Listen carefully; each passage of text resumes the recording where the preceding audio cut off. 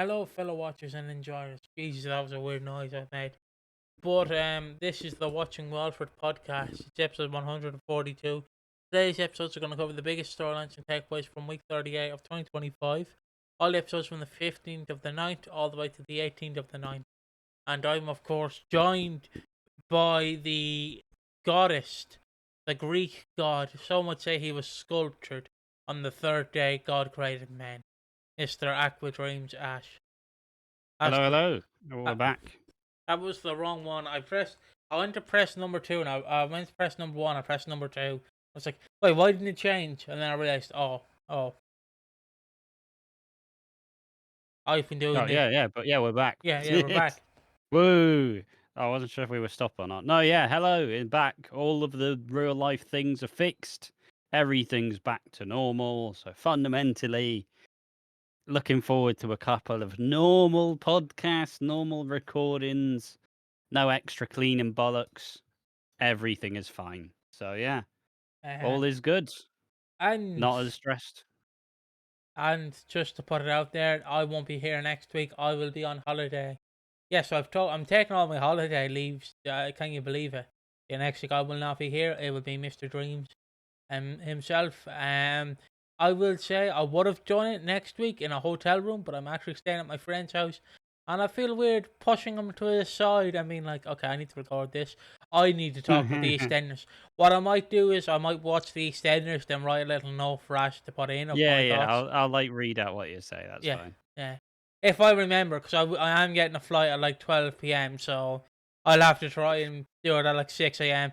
Look, mate, I know you're asleep, right? But here's my thoughts about the week. I think you wake up and you're like, oh, I'm not reading this. Wouldn't be the first time I'll wake up and I've got about 4 messages from Piggy. It's like, oh, bloody hell, you want to do something like this? I'm like, yeah, sure, fine, do it. I don't care. Leave me alone. I'm sleeping. I'm sleeping. Well, I'm not sleeping, but I'm ideally in my brain. I'm sleeping. Yeah, but what are the topics you might be asking?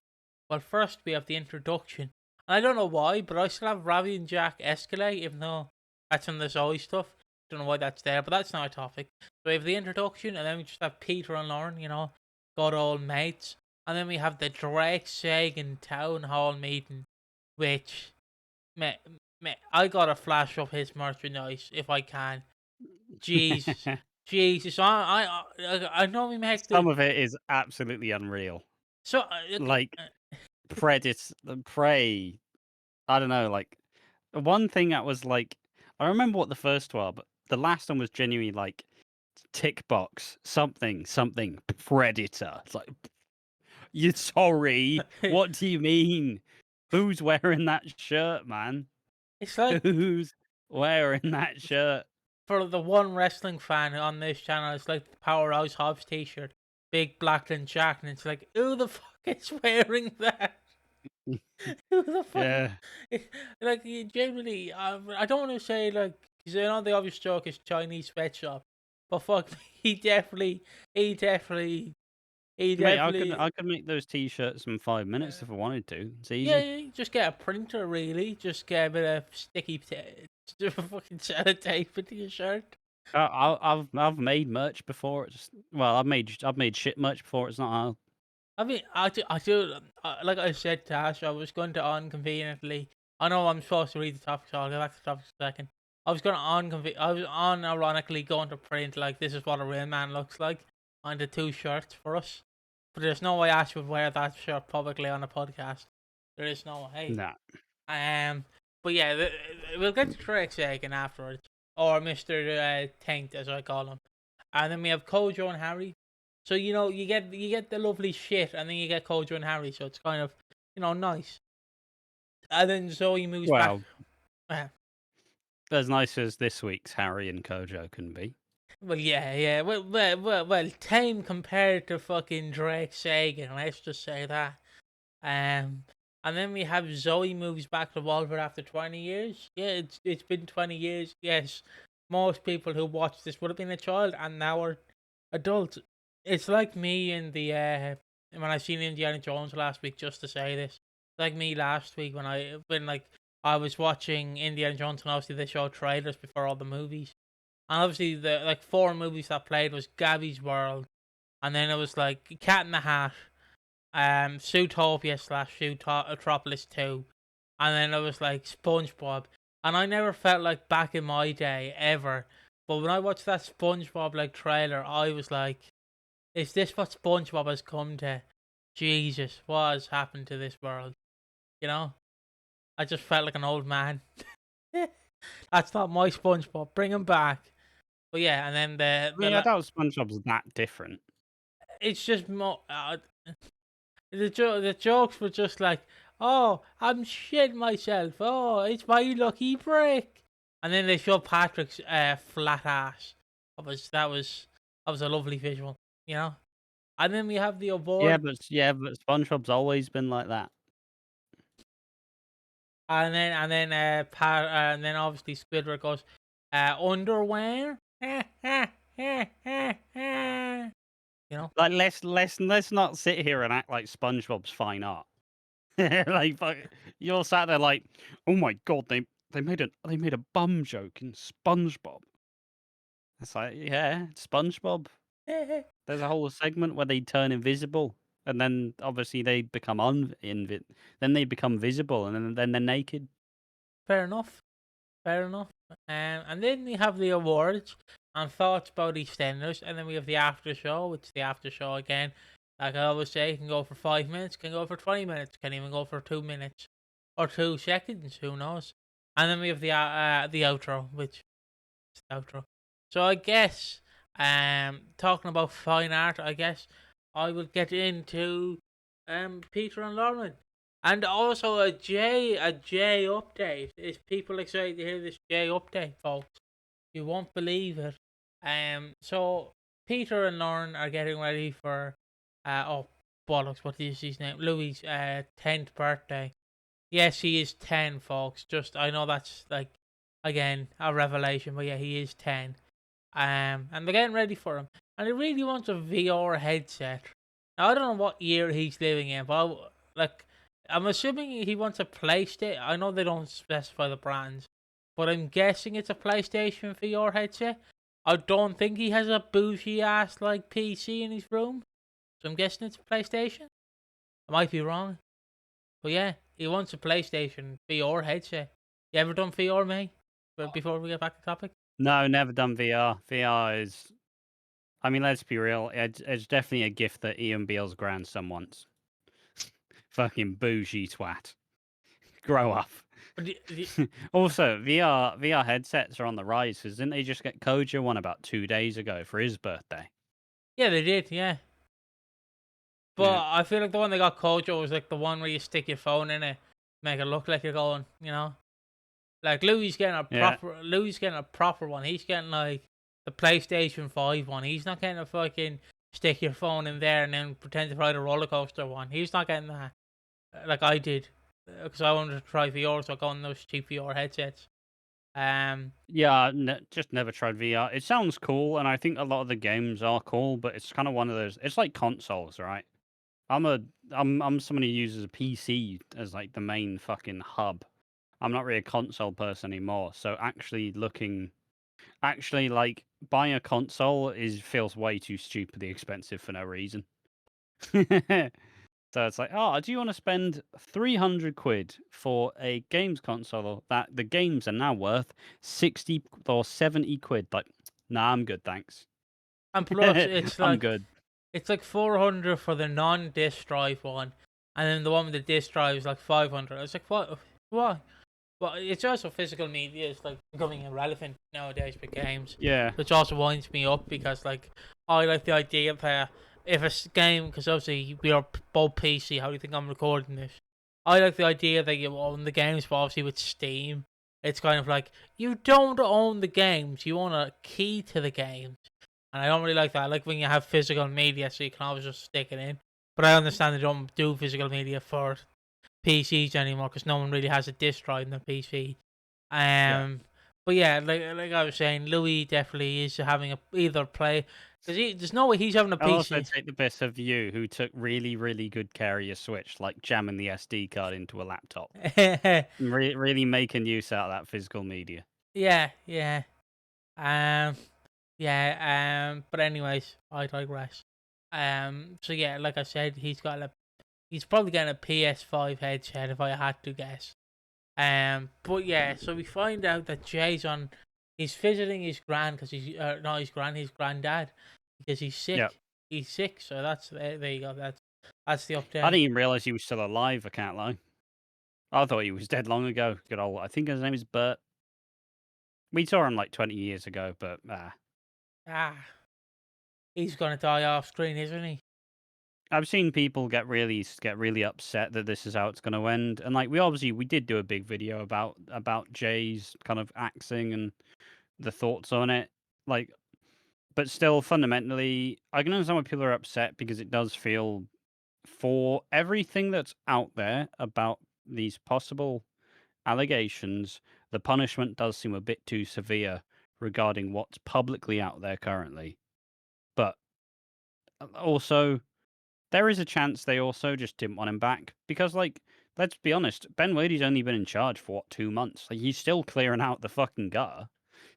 So maybe Or Rob maybe Peak. he is just maybe it's just the sense of, hey, maybe Jay just wasn't that important in his vision, and judging how he's been used for the last 10 years, 15 years, ever since he wasn't a kid anymore.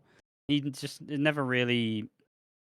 Basically, since Abby died, he's essentially just been useless. Like, they kind of just killed off his generation of kids and no longer give a shit about him. So, I mean, yeah. how it is. But yeah, sure, it's a bit upsetting that he's gone. But like, don't act like anybody's just only watching the J scenes, But I will say, right, because you're not. oh, Because you're not. one thing that did annoy me was Peter and Lauren said we couldn't nip to the shop to get the VR headset. God got it delivered. Like you do have Well, no, Amazon. the whole point is I think it was getting delivered, but it hadn't come yet. Oh right. Because I was That like, was my understanding of it. I was just like, it's So like a like, you just tell Louis, look, we ordered it. It's not arrived yet. Stop being a bitch. yeah, mate, No, mate. obviously you don't say that to your 10-year-old kid. I want the VR headset now, You're not getting it. and they start crying. But hey, Um, I know they won't do it, but please, for the love of God, please. I don't care if you have to get a fake one made. Please, show me a scene of Ian Beale using a VR headset. Because this could be the modern equivalent of Jim Brandon and Patrick doing Dance Dance Revolution. Like, please, I need to see Ian in a VR headset. I need it. Like, he's I mean, it's like using. when they showed off Tommy's ridiculous console as well. Like, Oh, yeah. remember that? Remember that shit show of a console with a big keyboard and ridiculous screen? Oh, what garbage! What hot garbage that was. I just like, it's times like those where I understand why the subreddit wants them to hire a fucking youth expert or whatever the fuck they call it, just to keep up to date with the times. But like, grow up first and foremost with that one. Second, like, I don't. It's part of the charm. It's part of the dumb charm. But would you like to see that scene of Ian Beale fucking Oh, I'd VR like to headset? see Ian do it. Yeah. I don't know why. There's something like interesting about that character, like using that. Because Obviously, make the joke of Ian doing Beat Saber, so he's doing it to the beat, but really he just like trips over and scuffs his ankle or something. One then thing I will say, yeah. Ian is becoming Pete. He is becoming Pete 100% the fucking way. Anything that he doesn't see is kind of ridiculous and stupid, and he is becoming that. He is becoming Pete Beale all over. Yeah, That's just thought I'd say that. yeah, I'd agree with that. Like he makes a comparison. When he was 9, he wanted a whisk, but his father got him a pair of screwdrivers.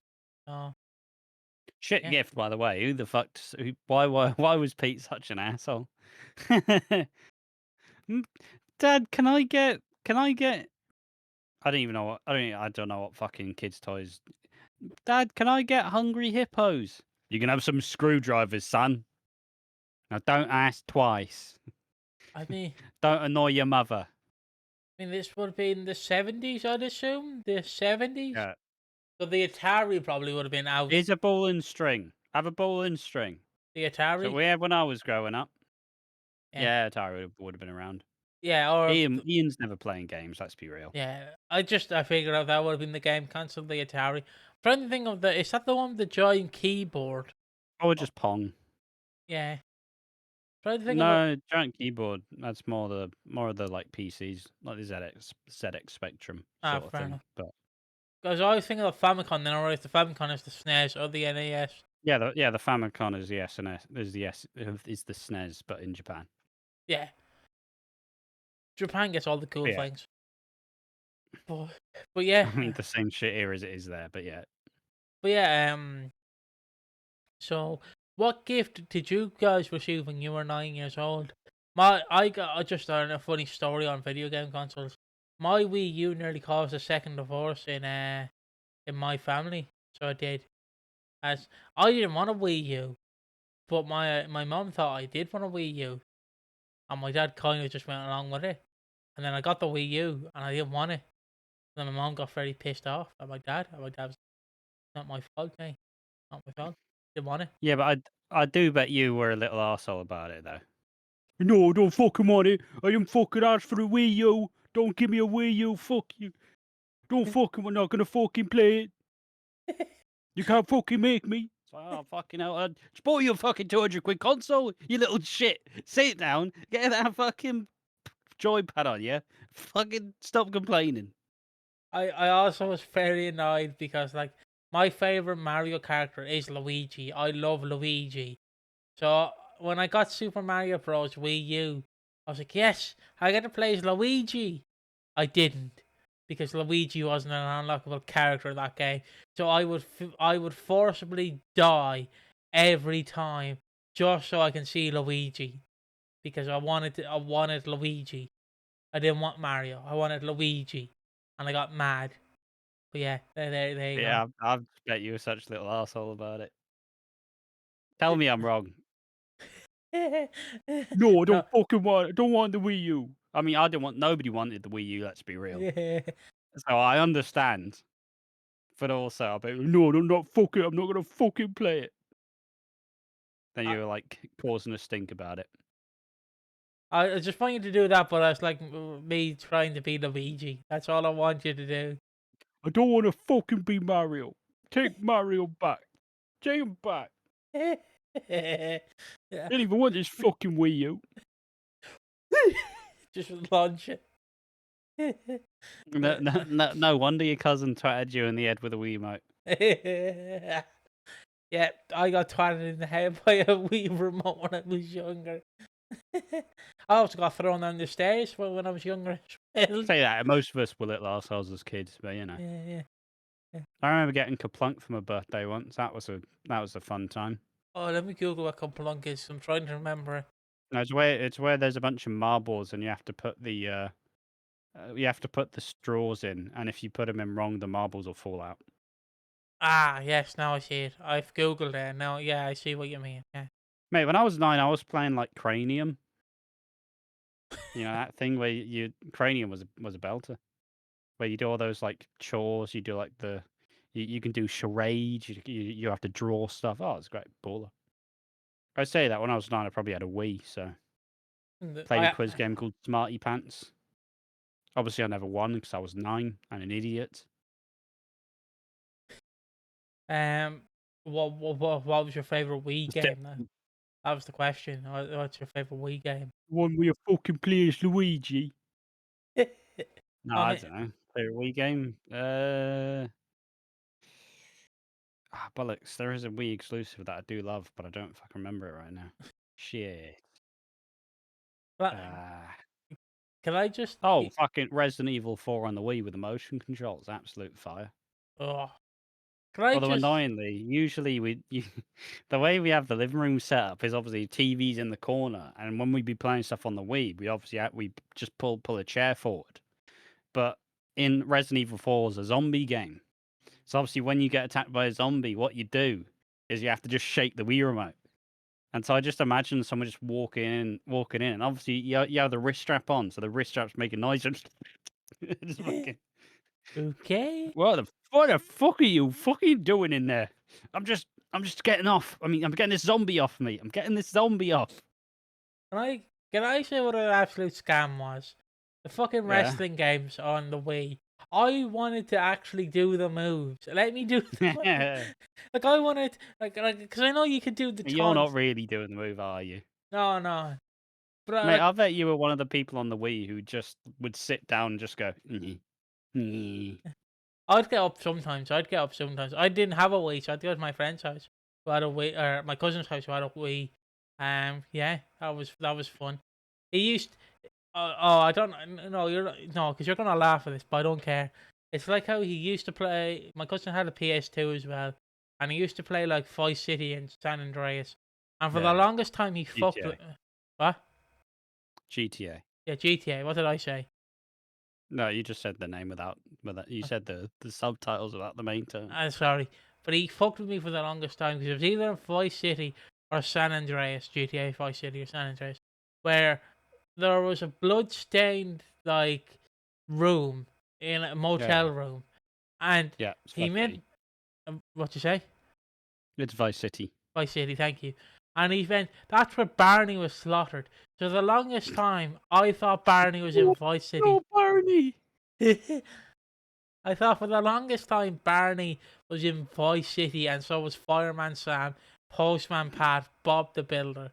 They were all in it, but they I weren't. don't know what world you're living in, mate. I don't know. I say that. I also watched a bunch of the like. Did you ever watch any of those like GTA myths and legends? Oh yeah. And usually the ones you'd watch is like they would have the Exiles theme. Whoop, whoop, whoop, whoop, whoop, whoop. It's like, and then it's like it's got really slow scrolling text. It's like, well, did you know that apartment 13C there was a murder with a chainsaw, and it was just like the hit film 1980. I don't know what year Scarface came out. But it was in the hit film Scarface. Time to find Mothman in LA Noir. Like it's bollocks, just fucking bollocks. I always found there was a wrestling one where they did wrestling rumors that never happened, and they still had really scary piano music that just sketched you the fuck out as a kid. You're like, oh, I can't watch too many of these, and then you start like running across the landing thinking you're gonna get shot or something. Yeah, I'd agree with that. Oh bollocks! I was trying to think of one. I was trying to think of something I remembered, but I completely forgot. I'm just imagining you running across the landing, absolutely shitting Look, yourself. you don't know what's down there. You never know. You don't. You don't know Part of the what's fun. Being a Yeah, kid, you get shit scared over nothing. yeah. And I do it as an I mean, adult. yeah, I do not. Yeah. We're different. I'm not afraid. I'm not afraid of the dark at 25 years old. Not yet, sunshine. But yeah, I fuck it. There was something I was trying to remember. What the fuck was it? Oh yeah, it's like you know I remember my friend Rose got very annoyed at me because you know about the GTA different universes, don't you? Yeah. Where like GTA, San Andreas, Vice City, and 3 are set in the in the HD era, and GTA 4 and Yeah. 5 are set in like the uh I forget how it works. I basically explained that to Rose, and Rose went, no, it doesn't exist. And it does exist, mate. And he's fucking fighting me, going, it doesn't fucking exist. I'm like, mate, it exists. It fucking Like Ben exists. Wadey with his Marvel Universe parallel bullshit. So he's trying to As one fight, of our lovely commenters said. but like he's trying to fight me on this. One of the best comments I've read in a while. It was on that Ben Wadey's like parallel universe. They've addressed the elephant in the room, and one of our favorite commenters was just like, I'm not having any of this Marvel bullshit. Fuck this. Yeah. That's what I do sometimes to wind them up.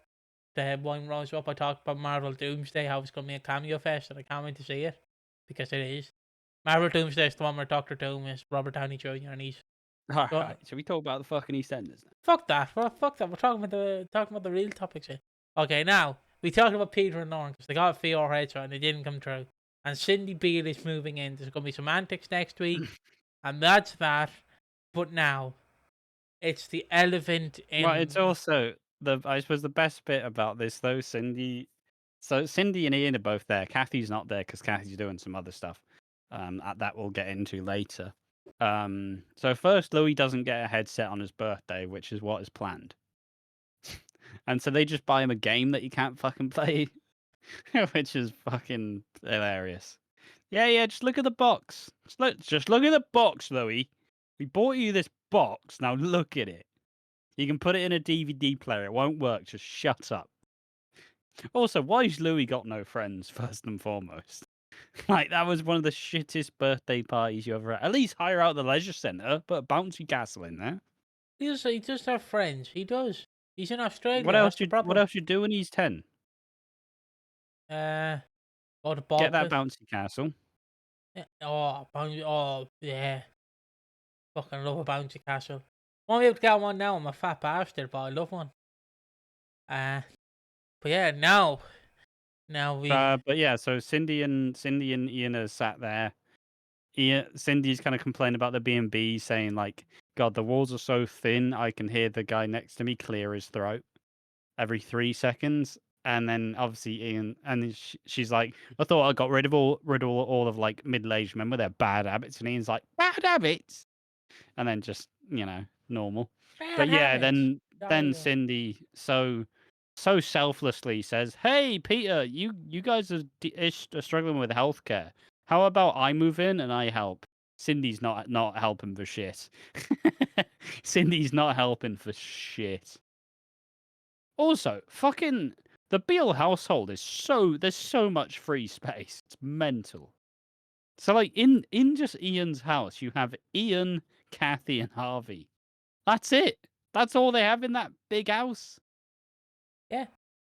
And then Peter and Lauren has Peter, Lauren, Oscar, and Louis, Jimmy, and Cindy. Yeah. Assuming that Jimmy and Louis don't share a room, they're two separate rooms. I mean, I don't think Jimmy's got his own room yet. Fair enough. He's still a baby.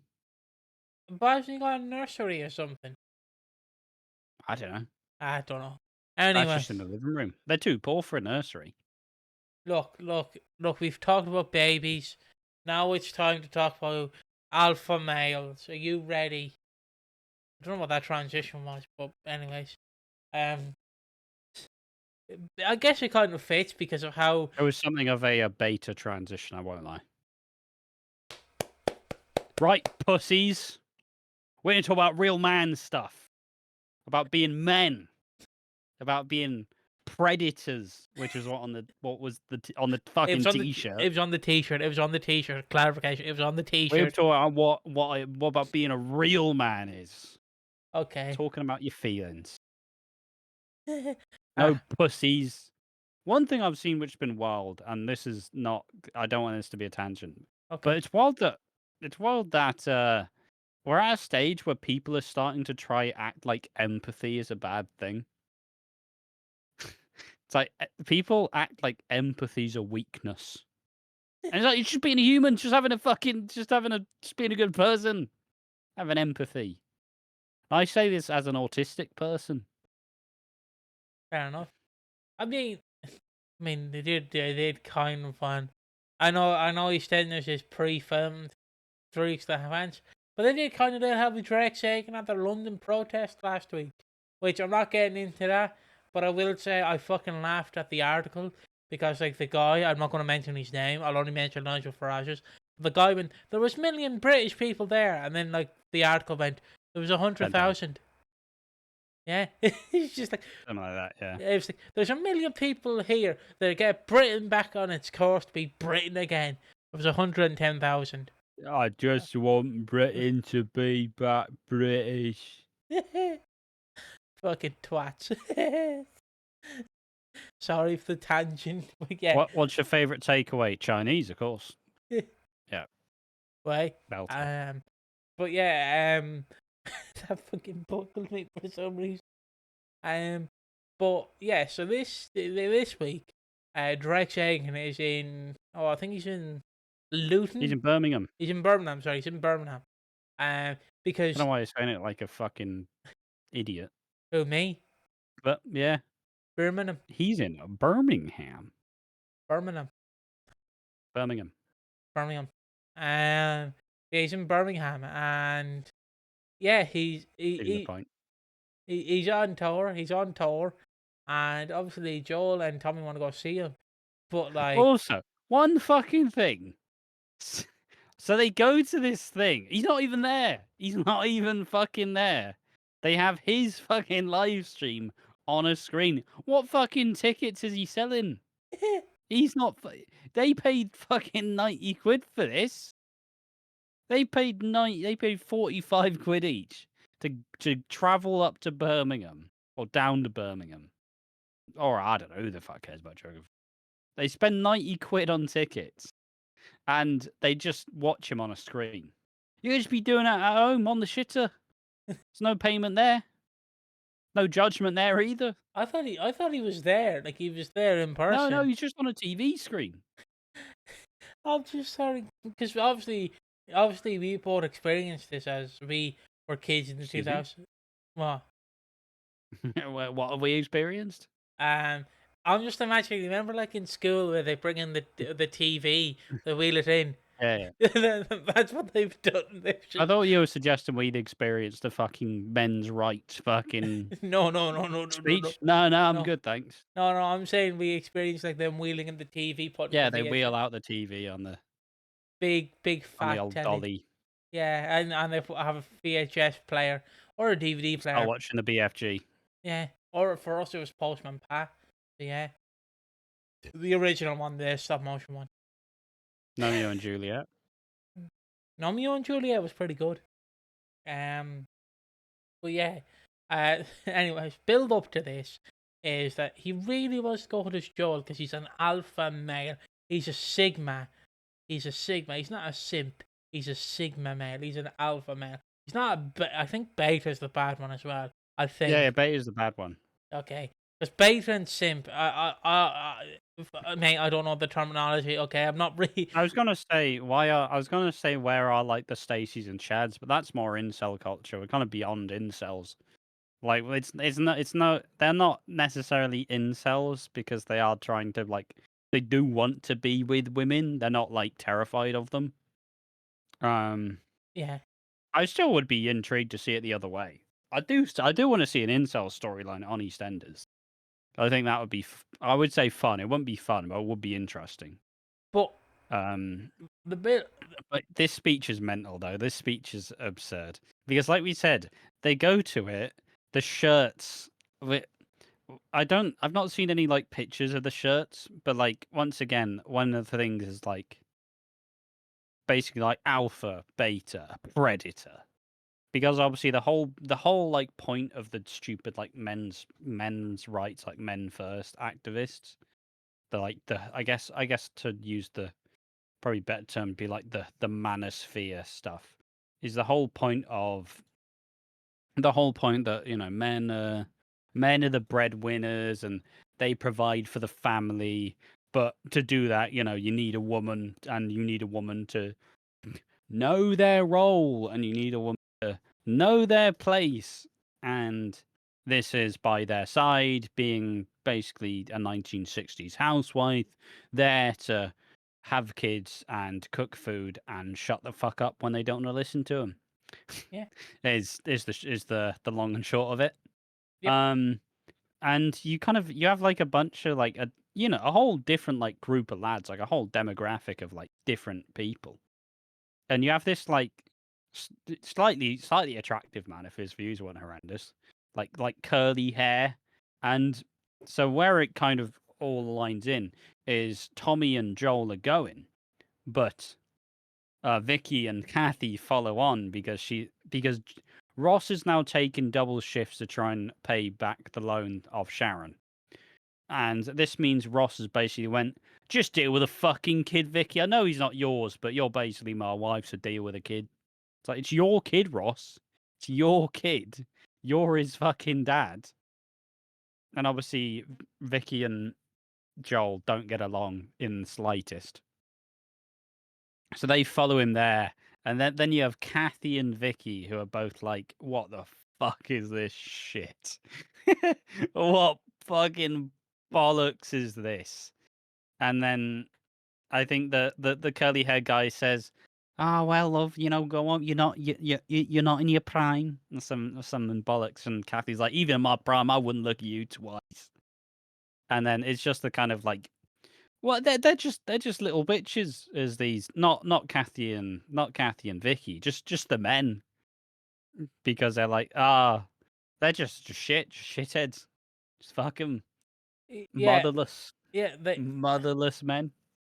They obviously do like the speech of like, yeah, you're not in your prime, love. Go home. And it's like you're supposed Otherwise, a leprechaun. to go home, lad. Go home. But yeah, it's like go home. You don't belong here. You're supposed to be a traditional wife, stay at home. And this is all fun to laugh at, right? This is all fun to laugh at.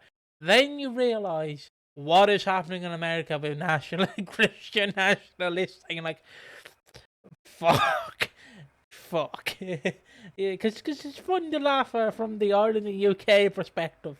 But you look at some Christian nationalists in America giving their views, where they want women to just basically sit in the house, shut the fuck up, and they vote for who they want in power, and that's basically it. And you're like, okay, maybe this is being a bit too real right now. But yeah, fuck it. I love the direct shag in the storyline. I don't like obviously the Oh, fucking. the best bit about this as well, though, is Kathy says, "Drake Zagan, what kind of name is that?" I do agree. It sounds like a fucking wrestler name. I would have given my creator wrestler like SVR games, like Drake Zagan. It's like he could. I just like to think that okay, what is the worst name possible that we could put together? Drake Zagan, and just like the real Just, Drake, he is a it's like piece. a fucking NXT name. Yeah, like No, fits right.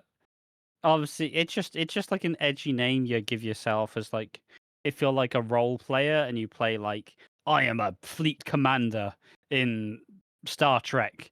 Call me Drake Zagan.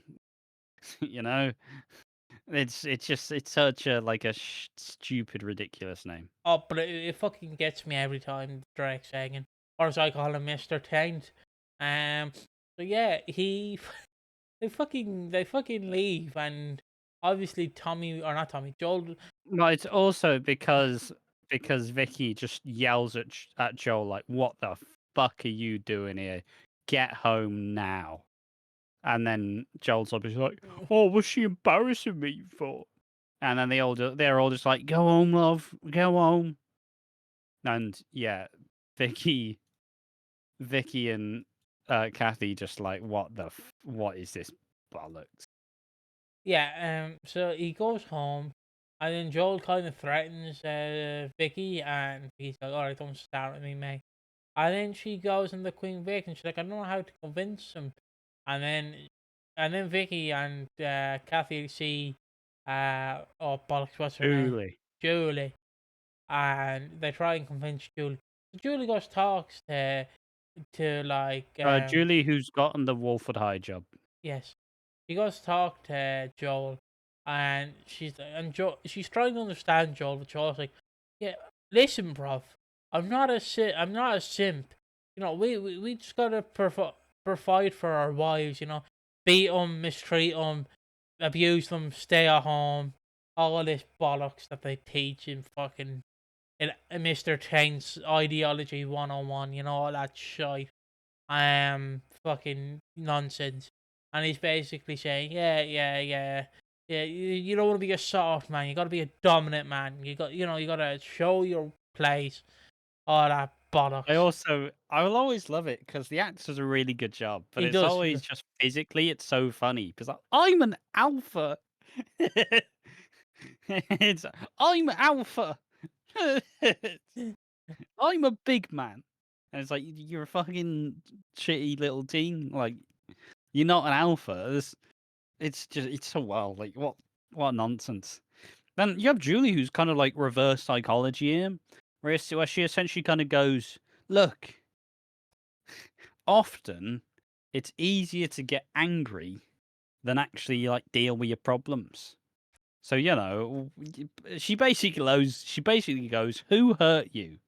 And he's like, "Oh well, my mum left."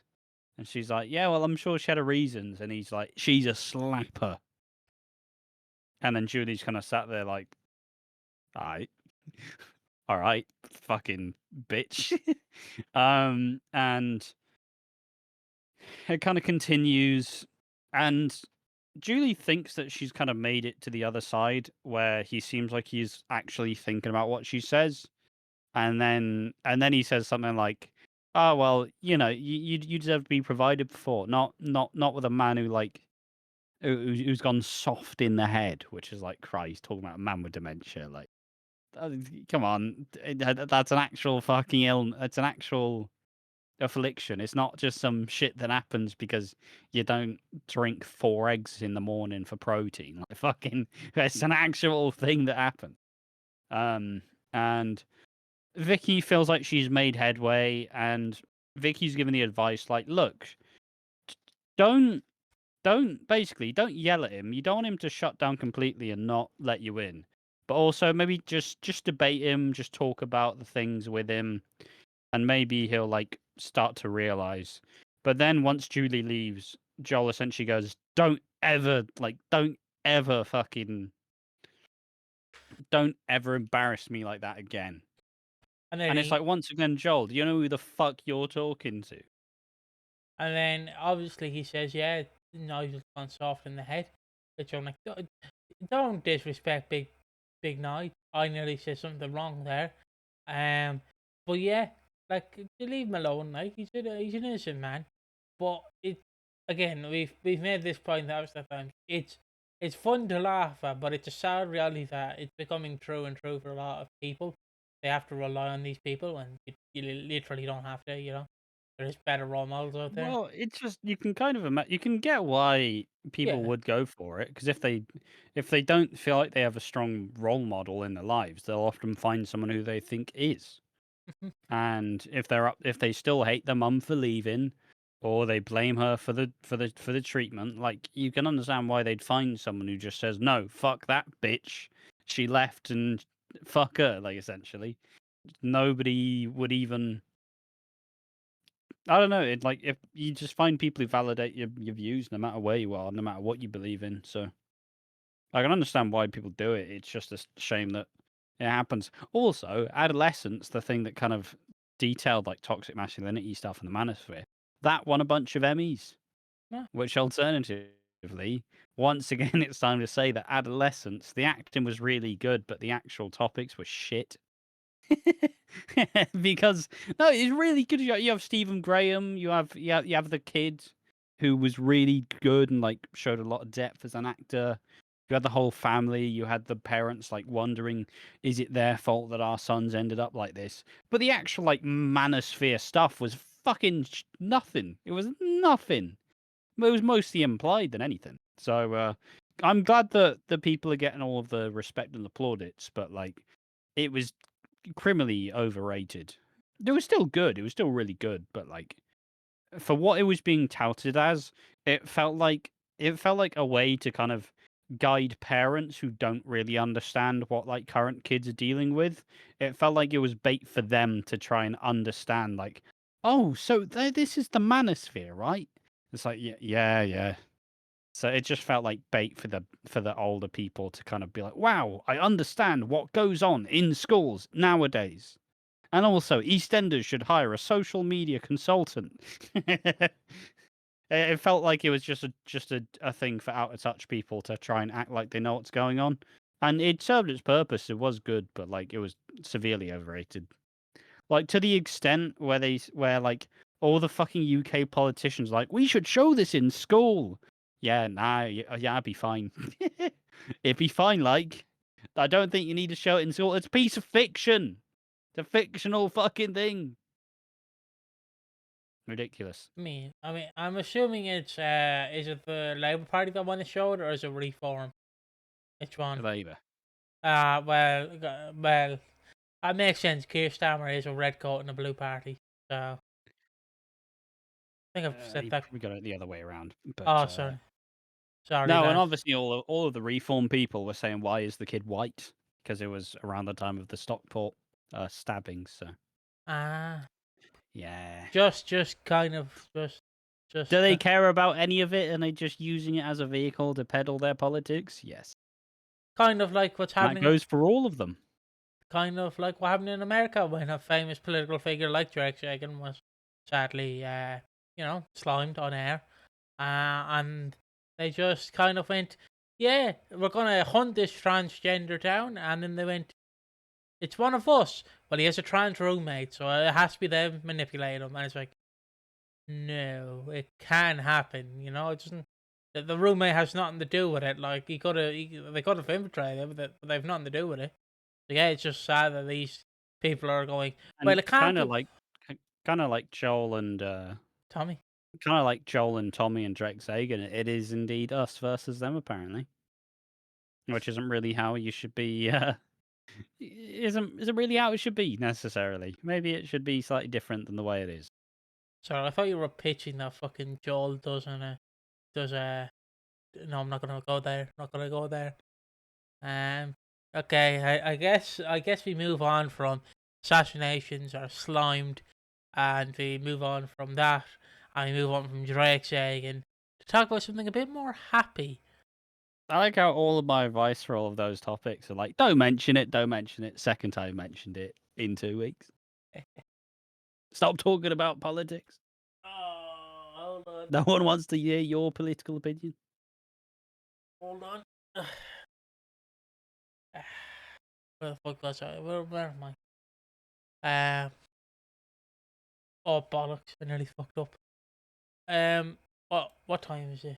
All right, there we go. Well, Kojo and Harry. Uh, yeah, Kojo and Harry. So where do we begin? Well, just like we have an alpha male in Greg Shagan, we have an alpha male in Ravi. So what has Ravi been doing? Ravi is still trying to get a lot of the old matching powder sold, and oh, excuse me. And by doing this, he wants like Harry and everyone else to, just man up with it. And then I was going to say culture. And then George keeps banging on the door because he's seen Oki go into the door, go into the flat, and he wants to be let in. And it's one of my favorite scenes because he's banging on the door, but Oki pretends not to hear him, and he's banging on the door to be let in. And then he demands a spare key from Harry, and Harry's like, "I'm not giving you a spare key, mate, but all right." And then Ravi says, "We're gonna finish off George and I," and I'm like, "Oh no, he's gonna get killed." And and then and then basically George is told there's a boxing event that they want him to speak at, and it'd be great if he goes. And Harry tries and convince Kojo to tell him to go, and he goes. And it's a lovely exit for George. He will be I back. mean, it's a lot. It's a lot. You made it sound really smooth and easy. Obviously, it's like kind of terrifying because Harry realizes Ravi and Oki are pretty ready to just straight up just end George. They're kind of planning out the routine.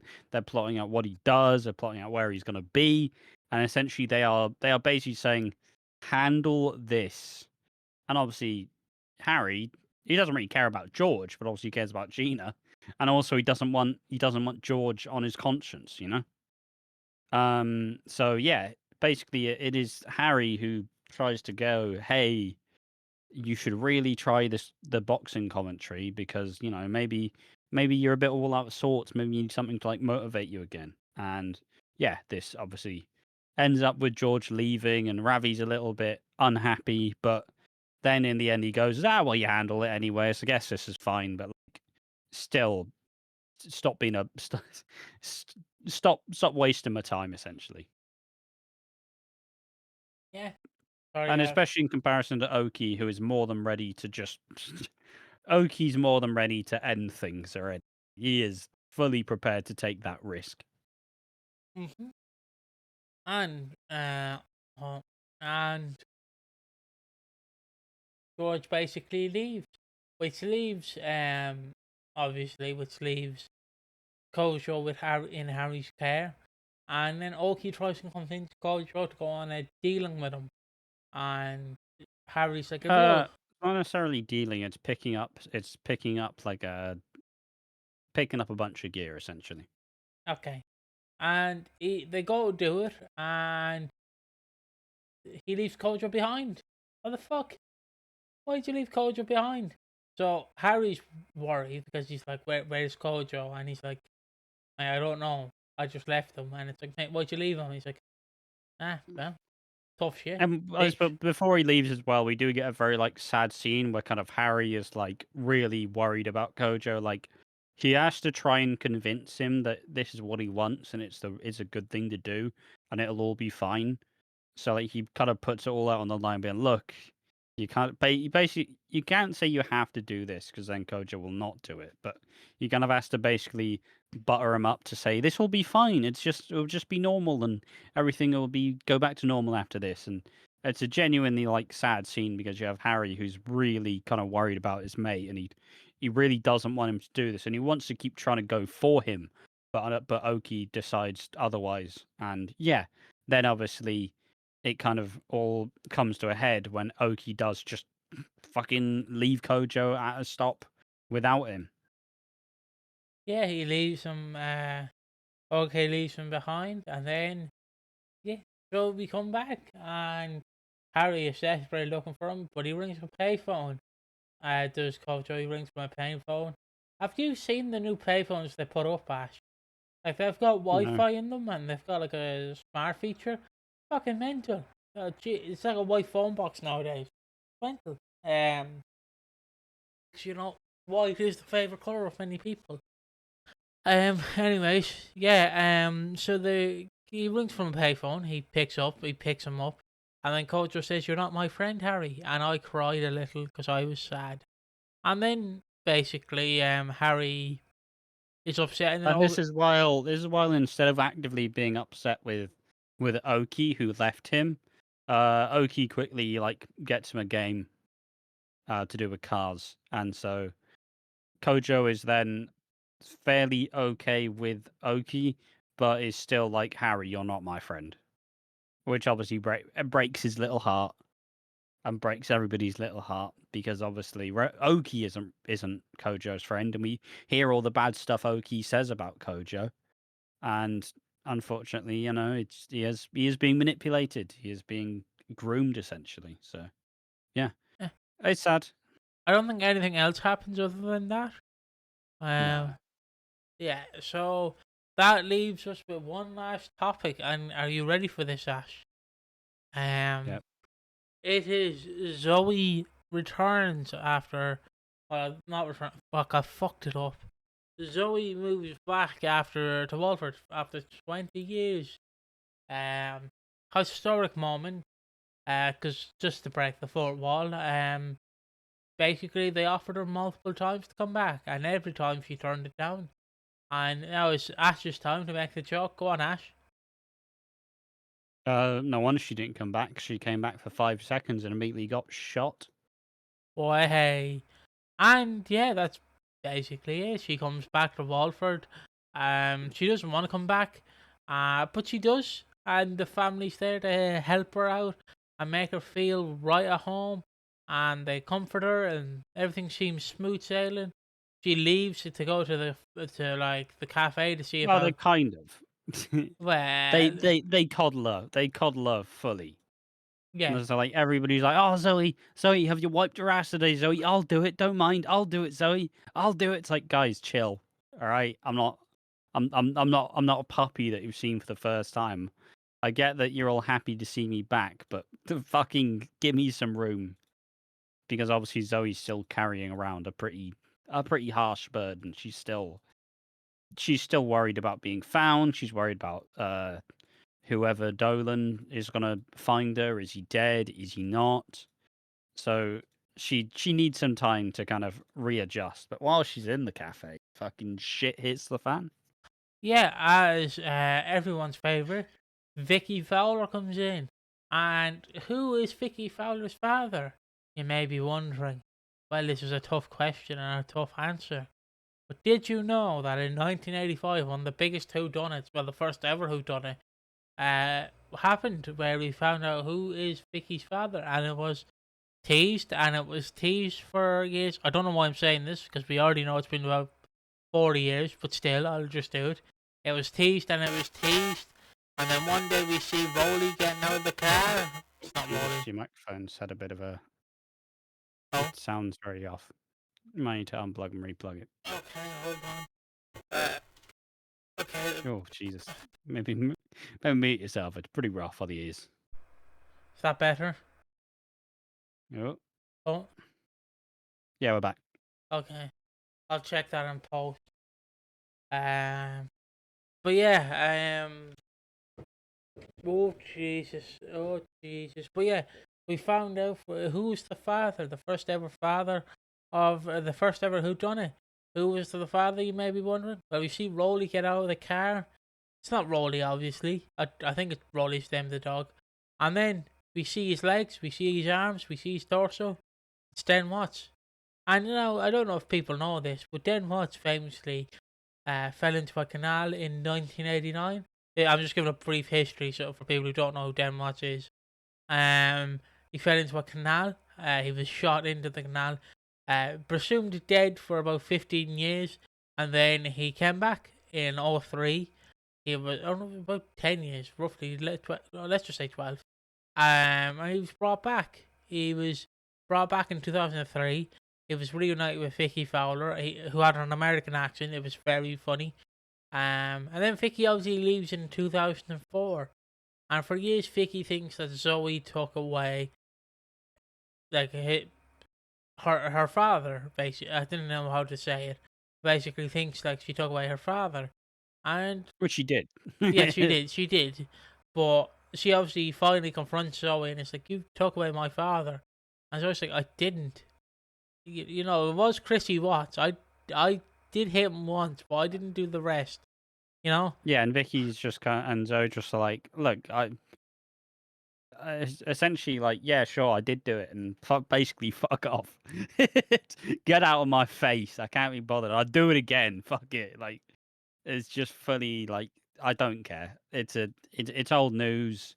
You seem like you've been struggling this whole time, and we get a fun little back and forth between a Slater and a Fowler. Yeah. Because Vicky does do a good job. She does fit in. I like how they characterized her, and you can kind of you can understand where she's coming from. Because yeah, if she saw Sam or Chrissy, she probably would do the same thing. But also, like, that's the least of Zoe's problems right now. She's got other shit to deal with. And we see Mr. Dolan. Oh no, we don't. We see Stacey trying to figure out why is Zoe so up in arms. I don't know how to say it. Basically stressed. Jumpy. There we go. Thank you. Oh, excuse me. I had a Fanta. Why is she so jumpy? And Stacey's like, look, why are you so jumpy? Why are you hiding, Zoe? And Zoe's like, got your nose. And it's like, Zoe, you're 55. It's not funny, okay? You got my nose 50 times. Leave me alone. Why are you so jumpy? And Zoe's like, I might have done something. And Stacey's like, me, go for it, girl. We're a Slater team. And Zoe's like, I might have killed a man. And Stacey's like, what? Yeah, I might have offed a man. He tried to touch me inappropriately, and then I basically hit him multiple times, and I think I killed him. And Stacey's like, we gotta go around there, we gotta see if he's alive. And Zoe's like, no, we don't. And Stacey's like, we do though. You know, because he might be the one who attacked you, who shot you, I should say. And Zoe's like, I don't want to go around. Then obviously they do go around. They go around after they ask Kat to get them a cab, and they get a cab or a taxi, depending what you want to call it, to the place. And honestly, you have Zoe in the in the taxi, the black taxi, and you have Stacey. She's like, I'm gonna confront him because they see him. He's limping, and she confronts him, and she's like, "What are you doing? What are you doing? What you want some? You want some? Come get some." And she's like going, "Who do you think you are? Who do you think you are, Mr. Dolan?" Who the fuck do you think you are, Mr. Dolan? It's basically doing this. I'm trying to do Dublin, but I can't do Dublin. Yeah, I had no idea what that accent was supposed to be.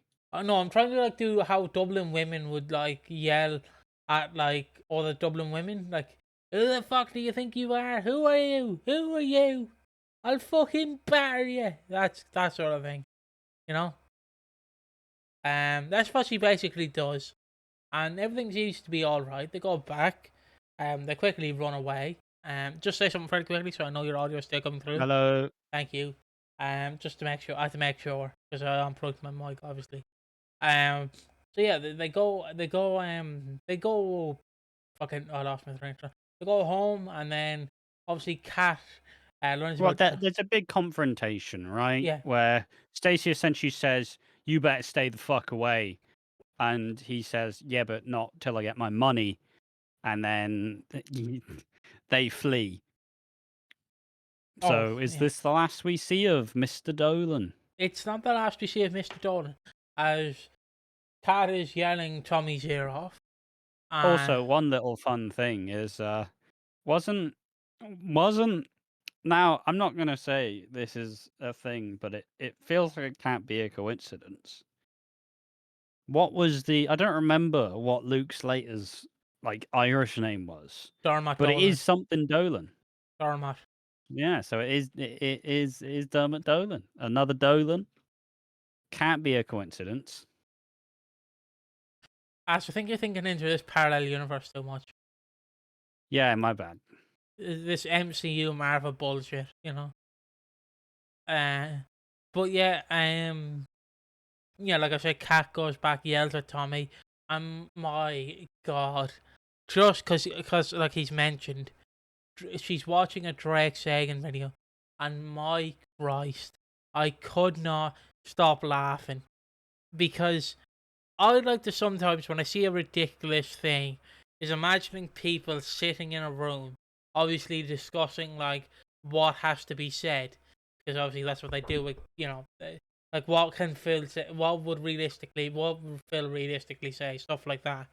And my Christ, it's fucking funny imagining some poor geezer had to sit down and watch like 100 videos of these alpha males and like write down all this terminology because fucking she's watching a video with Drake shaking is saying like, yeah, you gotta be an alpha in the relationship. A woman needs to know her place. She needs to sit back and let the man control her life. Let the man rule her life. You can't be a simp. You gotta be an alpha. Show the dominance. And she goes to Tommy, "Do you believe this shite?" Basically like that. How your dad or your ma would basically say it to you. "Do you believe this shite?" And he's like, "Sort of. It's evolution." It's like, "Fucking evolution, my ass." But yeah, She says he has about as much brains as an amoeba. I thought you was gonna say amiibo. I for the longest time thought she said amiibo, like the fucking little Nintendo figurines. Like he's put on your And Wii you U. said you didn't want a Wii U. They work for the Nintendo Switch as well, and the Switch too. So, um, or Skylanders if you're an old school fan. Skylanders, brilliant game. But yeah, she basically goes downstairs, and Mr. Dolan is there. Mr. Dolan has him has her by the neck with a knife. I think a knife. It's not even a knife. It looks like a screwdriver, honestly. All right, stab me then. Go ahead. What are you gonna do? Stab me? And he's basically threatening to stab Kat. And Yeah. Zoe and Stacy run in because Stacy wants to report it to the police, and she's like, "Don't." Essentially says, if I can't convince you, maybe Cat will, and so they go over there. Yeah, and then Quince, like the fucking timing on this guy has to be studied because he's already there and has her hostage. What? I just nodded and agreed. Sorry, because I thought you were gonna say, "Oh, my mic's gone now again." Yeah, that's fucking time. Because like, can I just ask, what was his plan if Zoe and Stacy didn't arrive? Was he just gonna hold her hostage until Alfie came? He's probably just gonna send a text from Cat's phone. Why not? Nah, I thought. Call her here. Imagine he's just standing there for like days. It's like the Deji meme of like waiting for your dad to come home. where he has the whipped cream. It's like day 1, day 50. It's like day 100. He's just stood there for 50 days holding her. It's like, one day she'll come through the Vic. But yeah, the Coldman, they arrive. And Mr. Dolan, I don't know his first name, so I'm calling him Mr. Dolan. Yeah, I don't remember. I don't remember his first name either. He's a forgettable character, so excuse us. And we'll never see him again. I think it's Greg. It might be Greg. I don't know. But yeah, Mr. Dolan is basically threatening to kill Kat. And I'm just saying, Stacey's murked someone before. She's murked like 2 people. She could have taken fucking Mr. Dolan. He's an old geezer. Fucking Stacey, you're 36. I think 36. You could have fucking twatted him. You know what I mean? I'm not thinking. Look, that guy looks like he's seen some shit. I wouldn't fuck with him.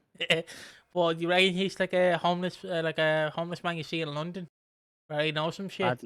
He's just seen a lot of nonsense. He was there in the Vietnam War. He was there. I bet he's dealt with some shit in his time.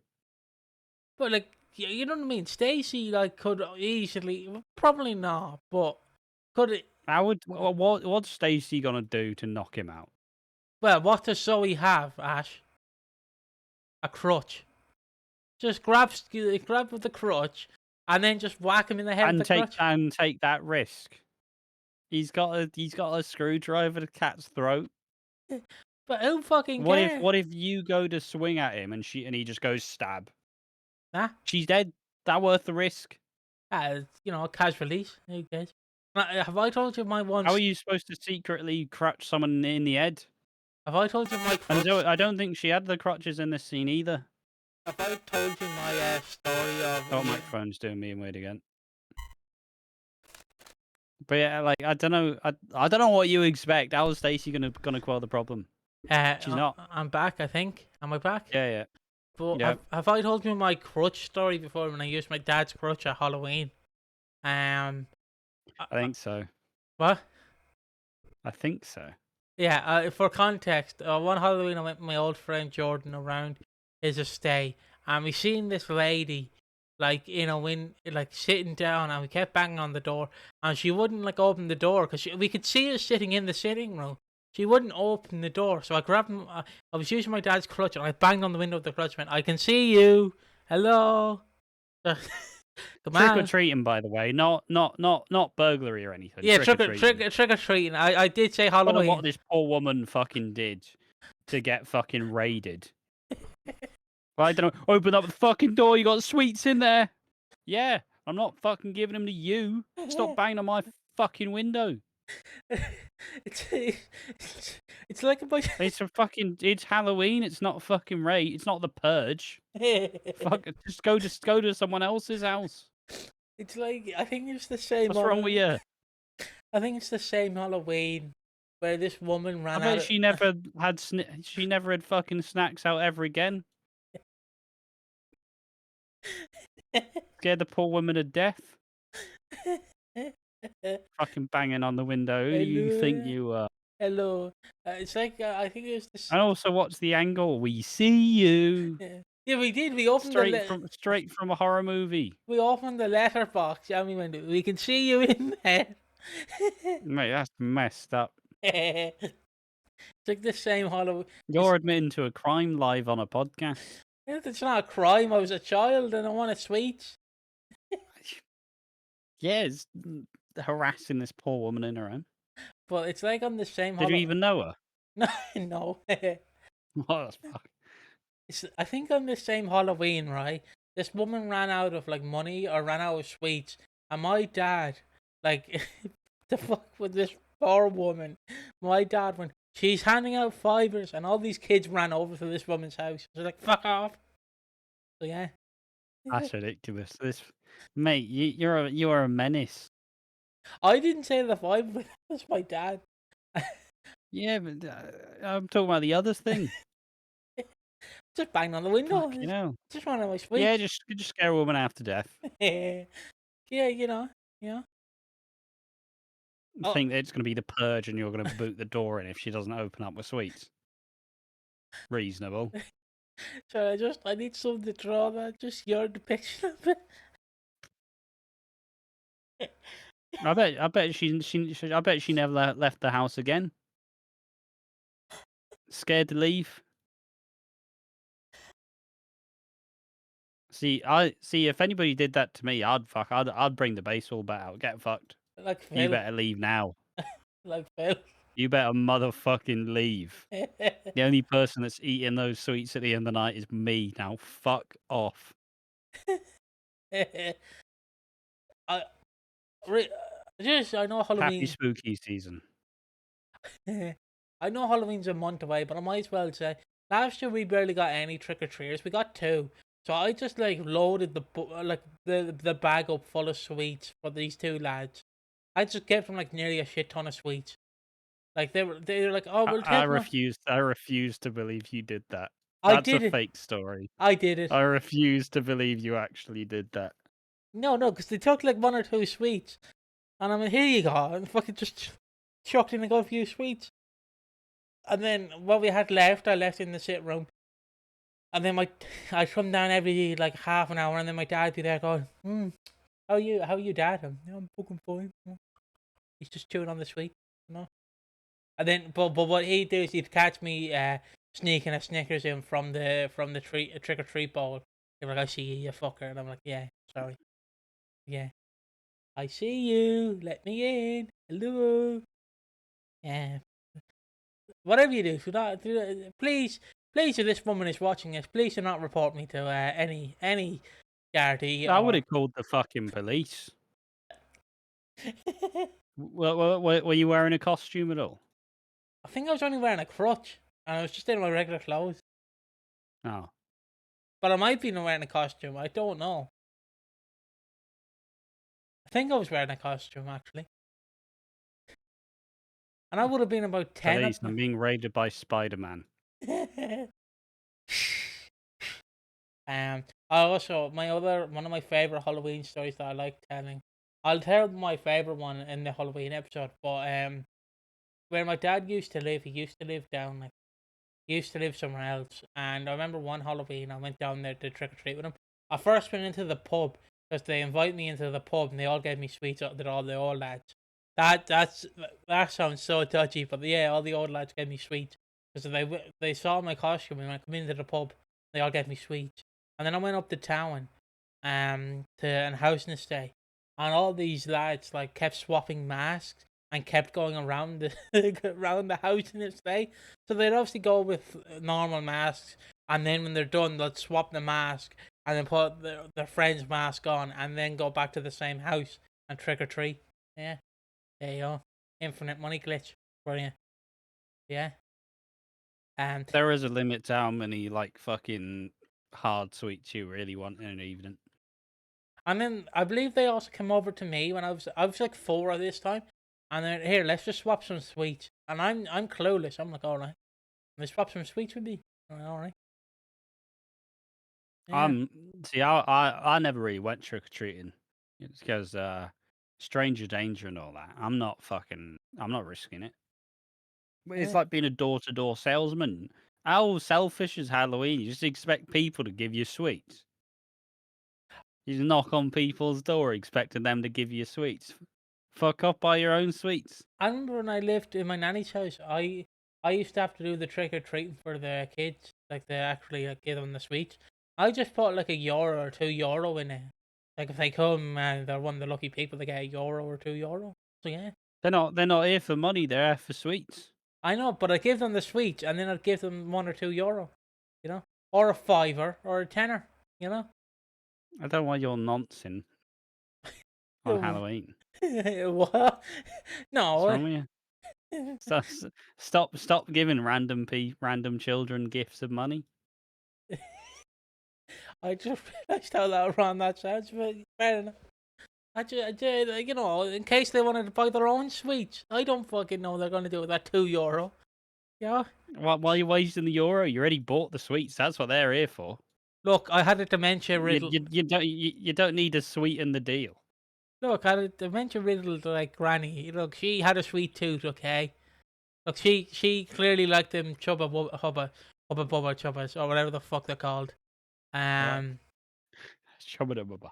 Just shoving them up on What the it. fuck did you just say to me? Hubba bubba. Hubba bubba bubba. Hubba bubba. But yeah, I'll get back to it. But do you want to say though, one of my This favorite. podcast been me losing my fucking patience. I'm just fed up.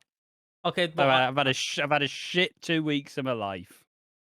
I got okay, to sit here listening to you terrorizing old women and giving kids euros on Halloween when you don't need to. okay, but I have one more I story. do like Halloween though.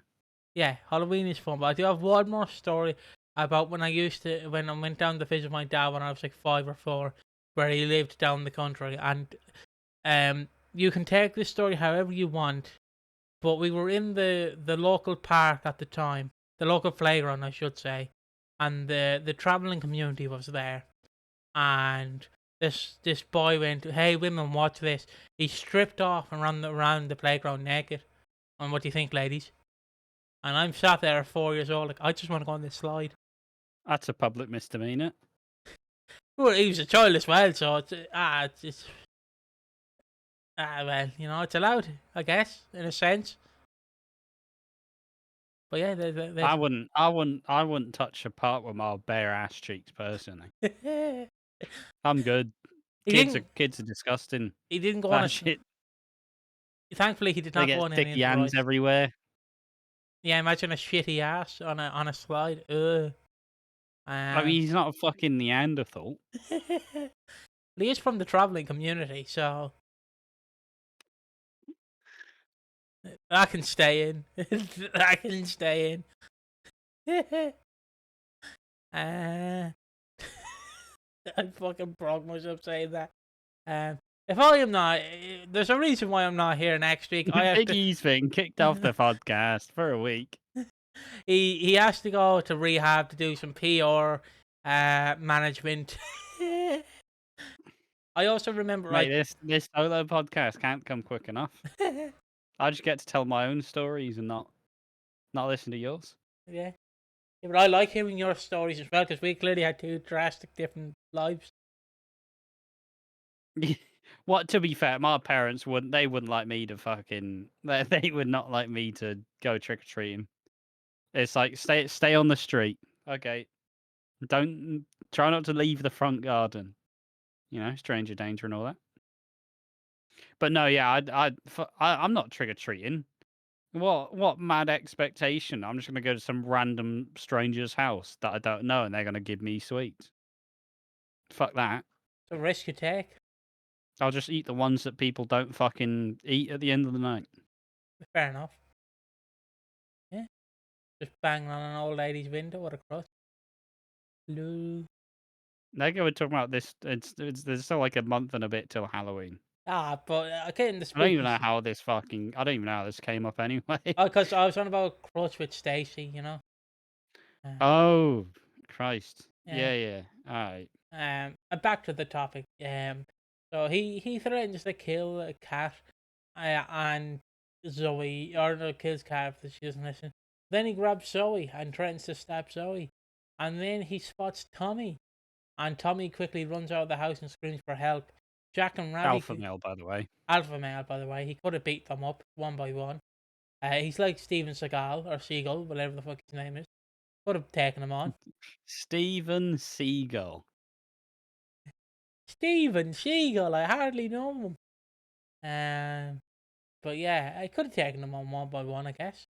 And he runs out and calls for Jack and Ravi. They go upstairs. There's old Mister. And this is as Jack and Ravi are having a real confrontation over the gun. Like Ravi pulls the gun out and says, "Oh, fucking shoot it, Jack! I will absolutely blow your brains out." He doesn't say that, but he does point the gun at him. Sorry, that fucking. Oh, Jesus, sorry about that. I had to blow my brains out there for a second. But hopefully I didn't switch camera mid sneeze. If I did, someone clip it and just see that weird screenshot. But yeah, Tommy runs out, alpha male of course, and asks them to help him. Mr. Dolan goes upstairs with Kat, Zoe, and Stacy. Goes to take Up to the safe. up to the safe. Oh yeah, and Dolan says that Dolan explains that Zoe's looking for her kid, or he says more so that the one is still alive, and this shocks both Stacy and Kat, and then obviously she'll ask more later. Yeah, and obviously he goes upstairs. He tries to help him, and then Jack and Ravi come in and help them, I should say. And yeah, that's what happens. They plant the gun on Mr. Dolan, and he's arrested. Pretty much it, isn't it? Yeah, that's it. And then essentially, Kat talks to Zoe like, "Hey, what is this thing about a kid being out there?" And then Zoe finally admits that she's looking for her boy. She's been looking for him for a long time, and basically now that this chapter's all over, like now she wants to look for him. And then Kat says, "Look, I don't need to know everything. But all I've wanted in my life is to be close to you and keep you close. So that's what we're going to do for your kid." So they kind of vow to find Zoe's son and finally know the truth, essentially. Yeah, that's basically the. Hold on. That is basically the week of EastEnders. Yeah. Now it's time for the ill-fated topic of the awards and the thoughts about the show. Do you want to do the thoughts about the show first, or do you One want to? second, let me just do a text first, but keep going. What is the timestamp? 26. Yeah. As he's dialing 999 on me, he's reporting me to the police already. He's about 15 years too late. But yeah, this was the awards and the thoughts about the show. I don't know which one we're doing first, but yeah, the awards are the Chris Clenshaw Award, which is basically most improved, what we're looking forward to, underrated, who needs slapping down, and the Keanu Taylor Award of Excellence. There are the awards that we have, and from what we're going with first. Um, yeah, Chris Clenshaw is always first, typically at this point. Most promising, Zoe finally moving forward a little bit, actually admitting to Kat the truth. I thought we were going to take so long to find out who the kid is. I still wouldn't be surprised if finding out the kid is a Christmas storyline. Kind of feels primed for it. There's only 3 months, roughly. Uh, I don't know. Like this week was fine, but it wasn't. I wasn't in love with it. Yeah. Um, Sneaking in a sweet when I can. Um, I think I'm going again to the Drake Sagan storyline. Just loving seeing Joel become more and more demented, being like a mini Drake Sagan, but also being a piece of shit as well. Because he's scared shitless if any man confronts him. But the minute a woman confronts him, he thinks he's tough. He's tough as cheese, but he's not. So yeah, I'm looking forward to seeing the rest of that and how it improves over the coming months. Um, I also just find it so mental how the whole point of being your own man is you're supposed to be your own man. You're supposed to have your own ideas, not just spout someone else's. Ridiculous. Contradictory. Hypocrite. All these. yeah, a Keanu Taylor Award of Excellence, please. Zoe's backhand. Like she absolutely destroyed him. Yeah, I'm going for all the fucking merch that Drake Sagan had as well. Or not as well, the merch Drake Sagan had. The fucking state of those t-shirts. Hold on, I'm gonna put the camera back on you. I already have the t-shirts Mhm. here. Have a look at the two t-shirts I have here. I can't find the Predator one. If I can, I'll get Ash to tweet about it on the Watching Walford account. But like the Sagan, the live tour 2025. I love how I have the shirts in one corner with Vicky and Kathy and a man in a black t-shirt, Yeah. and then I have I have the other half being Ash. But yeah, you have Zagan the live tour 2025, and this is what a real man looks like with real man being in red. The show that he's a real man because real men like red. But yeah, that's what I'm going for. Is that shirt because fuck me, they literally are probably made in fucking China. Oh, the cheapest material possible. Like, um, and next up is underrated. Who's underrated for you, Ash? Um, underrated. Kathy, the ally. Kathy, the woke based queen. We love Kathy. Yeah. Oh, I don't know who I'm giving underrated because there's so many contenders, but I want to give underrated just to a scene where it is George banging on the door to be let in, but he won't be let in. Like I don't know why I just love that scene. He's banging on the door. And just talk there for a second because I need to find it. I'll obviously send it to you, but I just need you Yeah. to say something. Oh Jesus, that was a bit too loud. Uh, Free Speech Warriors. That was not what I was looking for. Um, Um, where is it? Where is I don't it? know. I got nothing. Kathy just being so just reasonably, when you have a storyline like this, you have to have people who just look at it and go, "What fucking nonsense is this?" And that is exactly how Kathy approaches the Drake Zagan stuff. Like she basically goes, "Stupid name, stupid face, stupid shirts. What sort of idiots would do this?" I want to give a shout out to Wobs because they did like an Angie Watts remix. I don't know the tune. If you know the tune, ask because I sent you the video. It's of Angie Watts. It's still a techno song, and it's Angie Watts saying "Keep Screaming," and it's fucking fantastic. I can't play it because I think the music is copyrighted, sadly, but it's fucking fantastic. And I also just wanted to give a shout out to Wibble Watts because I love that video. You gotta keep screaming. That's brilliant. Yeah, that's pretty good.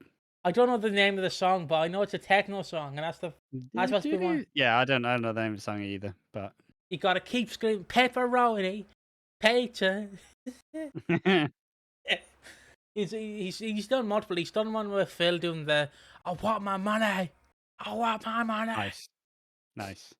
He's done one on Gail Platt's being a bit crazy. He's done a good. He's done one on fucking Pat Evans, like ham and cheese toasty. Like My favorite.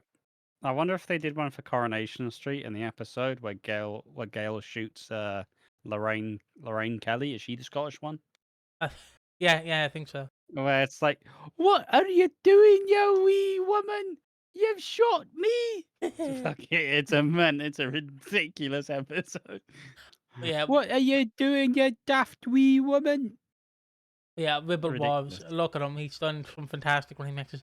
Yeah, I love how he's like what's the famous Sharon quote with pickle and onion? The pickle and Cheese onion, and pickle. cheese and pickle. Basic. His cheese and pickle like basic quote is Sharon saying like, Linda, I asked for one thing. Pepperoni pizza was his favorite, which is a My reference to son is in the kitchen eating a eating a biscuit. biscuit. She had some I still fantastic think like my favorite Sharon line is just like when she points at Zach, who's absolutely bladdered, like, "Get your knickers on, you're having a baby." Oh, but EastEnders have had some fucking banger ones. Look, it's just Sharon. Sharon is so good at delivering campy lines. Like I don't like the Sharon character, but Letitia Dean fucking knows what she knows what makes her the Yeah. I need to find what song that they've put Angie Watts screaming to. Keep screaming. I need to find it. But yeah, and now it's who needs slapping down. I think it's pretty obvious. It's either Mr. Dolan or it's Mr. Zagan or it's yeah. Mr. Joe. Get Dolan out there. Yeah, I mean, we'll though. never be seeing him again. The gun's gone. Jack probably isn't going to have. Excuse me. Jack probably isn't going to have to pay Ravi the 100K. Yeah, Thriving. yeah, and now we go on to the after show, which again can be as long as we want it to be. So yeah. Do you have anything you want to talk about? Not not really. Okay, so No, it's just been a lot of cleaning. It's just been so much like house maintenance and stuff, and I'm glad that it's finally over.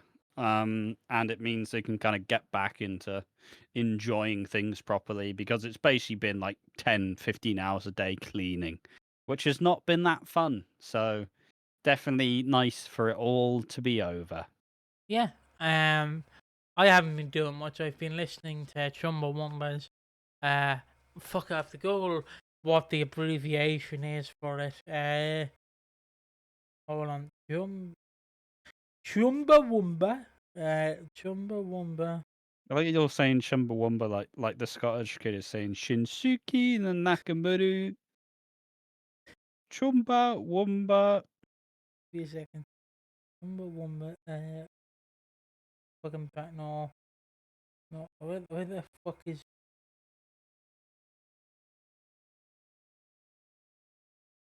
It's WYSIWG, an abbreviation of what you see is what you get. The album is basically them like rallying against like their previous success. Because if you don't know, their most famous song is "Tubba Thumpin'." Well, Chumbawamba's a one-hit wonder, Yeah, and their one-hit wonder was they were a ridiculously anarchist punk band who released like basically I was going to use the word unelectable, but like it wasn't music that was ever going to be taken as popular music. yeah. So and then they did Tub Thumping, which is obviously the famous like I get knocked down, but I get back up, which was completely against their sound and sounded nothing like anything else they ever made. And then they spent however long they were together after essentially just playing, saying, "There, we made all the money. Fuck it, let's actually do the music we want to." Yeah. And it's inherently very political and very fun. They've done Enough Is Enough. Haven't listened to any of the other than Chumbawamba though. Tub Thumping. Enough Is Enough is a great song. It's basically like them talking about like getting out fascism. Obviously, their most famous song that is currently trending for reasons I don't need to get into is Nazi, which is basically like, they thought after the war the Nazi was gone, but they all come out of the woodwork the day the Nazi died, is basically what they're saying. And the world is riddled with maggots. The maggots are getting fat. It's weird that song came out in 95 or 94, but it's still relevant today. Fucking wild. I mean, that's what most good political commentary does, really. It just stays, yeah. The one song I have been listening to, and I have to boot up Spotify, is I have been listening to "I'm Coming Out," which is a song about like coming out. I think, well, I'd assume it's coming out. Wow, what a description, man. But like, there's a lyric in it where they have a happy beat, and it's the lyric reads, "All dressed up in drag inside a Gucci body bag," and it's a horrendous like what they say in it, but like it's a fucking wonderful like beat up to it. I guess is the correct term. They also did like "I'm Not Sorry for Having Fun" on that album. Apparently, if you get the album, because the album cover is a dog. Apparently, if you like full on open the album cover, apparently it's just a dog having sex. So that's interesting to know. They had a band song on the list, which is them writing a list about people they'd love to see on a plane ride that would never get back. And it's, again, I listen to most Chumbawamba. My favorite Chumbawamba song is the song they write about the 2005 bombings in London. If you don't know, basically a group of men tried to bomb. I believe they tried to bomb, didn't they? London in like '05, the terror attacks. Or am I wrong? It was indeed something that happened. Yes, it was the terror attacks that happened in '05, and they basically write about like how like they should have just used their words. It's one of my favorite Chumbawamba songs. It's just because of the acoustic guitar and how the man sings it. You said Chumbawamba so much that it doesn't even sound real anymore. Yeah, no, because I can't. What am I supposed to call it? Wumba Chumba, like, But yeah, I do like them. I do listen to most of their albums. It's weird because they are a fantastic. Well, they're a good band. I don't know if I can say fantastic, but they're a good band with like good songs. It's just weird how like after 30 years, like most of their songs either age tremendously, or you just look at it and go, "Wow, nothing has changed in the past 20 to 30 years." Another song that is fantastic by that band is "Homophobia," where they're talking about like a poor guy who's been beaten up because of homophobia. He's just left to die because of homophobia again. Yeah, I mean it's kind of interesting one, really is. We also get the differences in how people listen to music. Because obviously, you tend to listen to albums, and you Yeah. actually tend to like listen to all the music, whereas I'm like single. I'll listen to the single. Yeah. I also been listening to Guns N' Roses' November Rain, mainly because, Nice. and this is for the wrestling fan out there. Last year, AEW put is a rival wrestling promotion to WWE. For context, the owner of AEW bought the rights to November Rain to use for his pay per view, and he did a tremendous 8 minute long promo package of where he put all the feuds that were happening at that point into one long video like with November Rain, and then I watched the promo package and I found it was excellent because it is something I miss in modern wrestling because I hate the fucking like songs like Travis Scott where it's like feed, feed, feed, feed, feed, feed. I fucking hate that. If you're using if you're using like a song for rescue, it has to be like alternative rock or fucking punk. You know, that's my weird stance. But Yeah, yeah. I'm not really on the. I'm not really. I don't really get hyped up by mumble rap personally. Yeah, like nothing against it if it's your thing. It's just if your wrestling show is supposed to like be, yeah, we're gonna beat the piss out of each other. I So mean, it's like I kind of had the same example with like Mortal Kombat, where it's like, oh, Mortal Kombat, like a franchise which historically has a bunch of like cool like techno, like electronica stuff, but like fundamentally one of its best themes is a song called "Immortal" by Adema, which is kind of like it's not necessarily synth, but it is like electronic, but it's also rock, and like that's one of the most hyped like bits of music for me.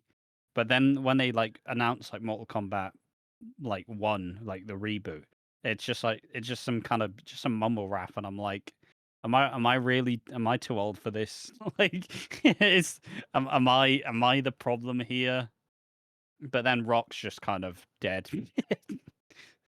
So yeah, I mean, yeah, but yeah, I like to me like if I'm watching a show where it's like these two lads are gonna beat the piss off each other, do I really want Travis Scott's Fiend playing in the background? I probably don't. It's like just a side note on WWE. It's like a WWE going, we're not a political movement by any means. We do not support any actions of any abuse or anything. But we brought back Brock Lesnar, and we are using Drake, the artist, for one of his songs. We're using our pay per view. It's like really whoa. you're really painting a weird image here. And then like last week, as me and Ash talked about it off camera, but I will talk about it on camera.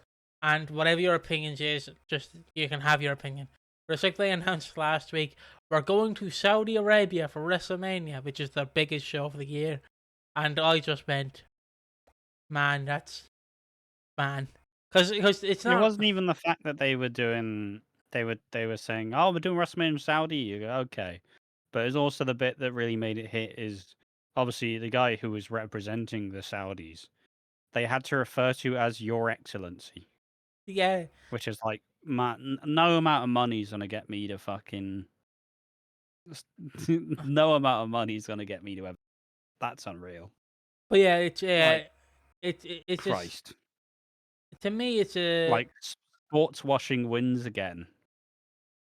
um but it's just that sad thing, like of like wrestling that I love. Like WWE. I'm a fan of both WWE and AEW, but it's weird that WWE is slowly like going, yeah, we just don't care about the fan base or anything. We just want the money. Yeah, just give us the money.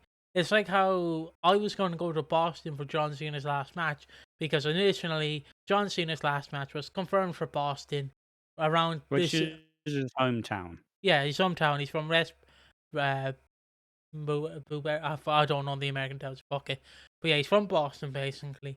And it was announced at the start of the year John Cena's last match is December 13th. This building here in Boston. Well, it was rumored it was going to be here, but Boston didn't put in a high enough bid. And you know which city did? Washington. And it's been like, we're going to Washington. And I meant Washington is currently as the National Guard like deployed.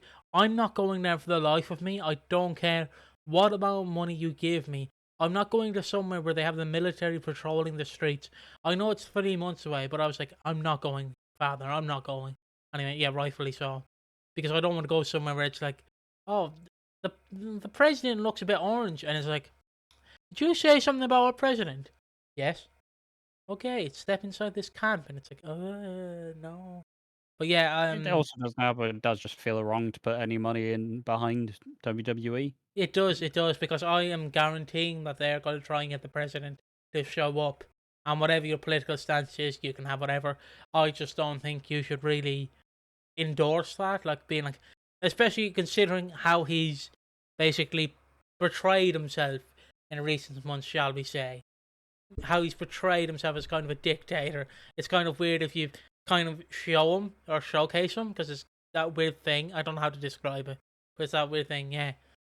So yeah, it was moved to Washington, and kind of like how WrestleMania was negotiated to be in the UK or somewhere that could afford the money, but then Saudi Arabia basically pulled out their dick and went, have this, and they gave them no amount of money that the UK or any of Europe could actually fundamentally give them, because that's what they care about. They care about the Oil. money. Oil. Oil.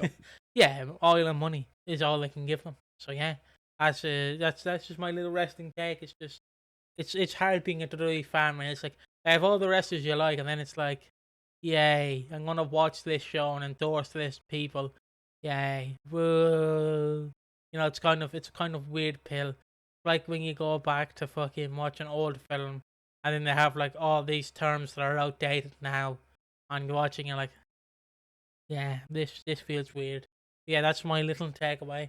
With music as well and wrestling, I don't like how it is being portrayed and everything. But yeah, um, I just on that as well. I just personally think you should put your fans first, even when it comes to money, because they also are like making it extraordinarily hard.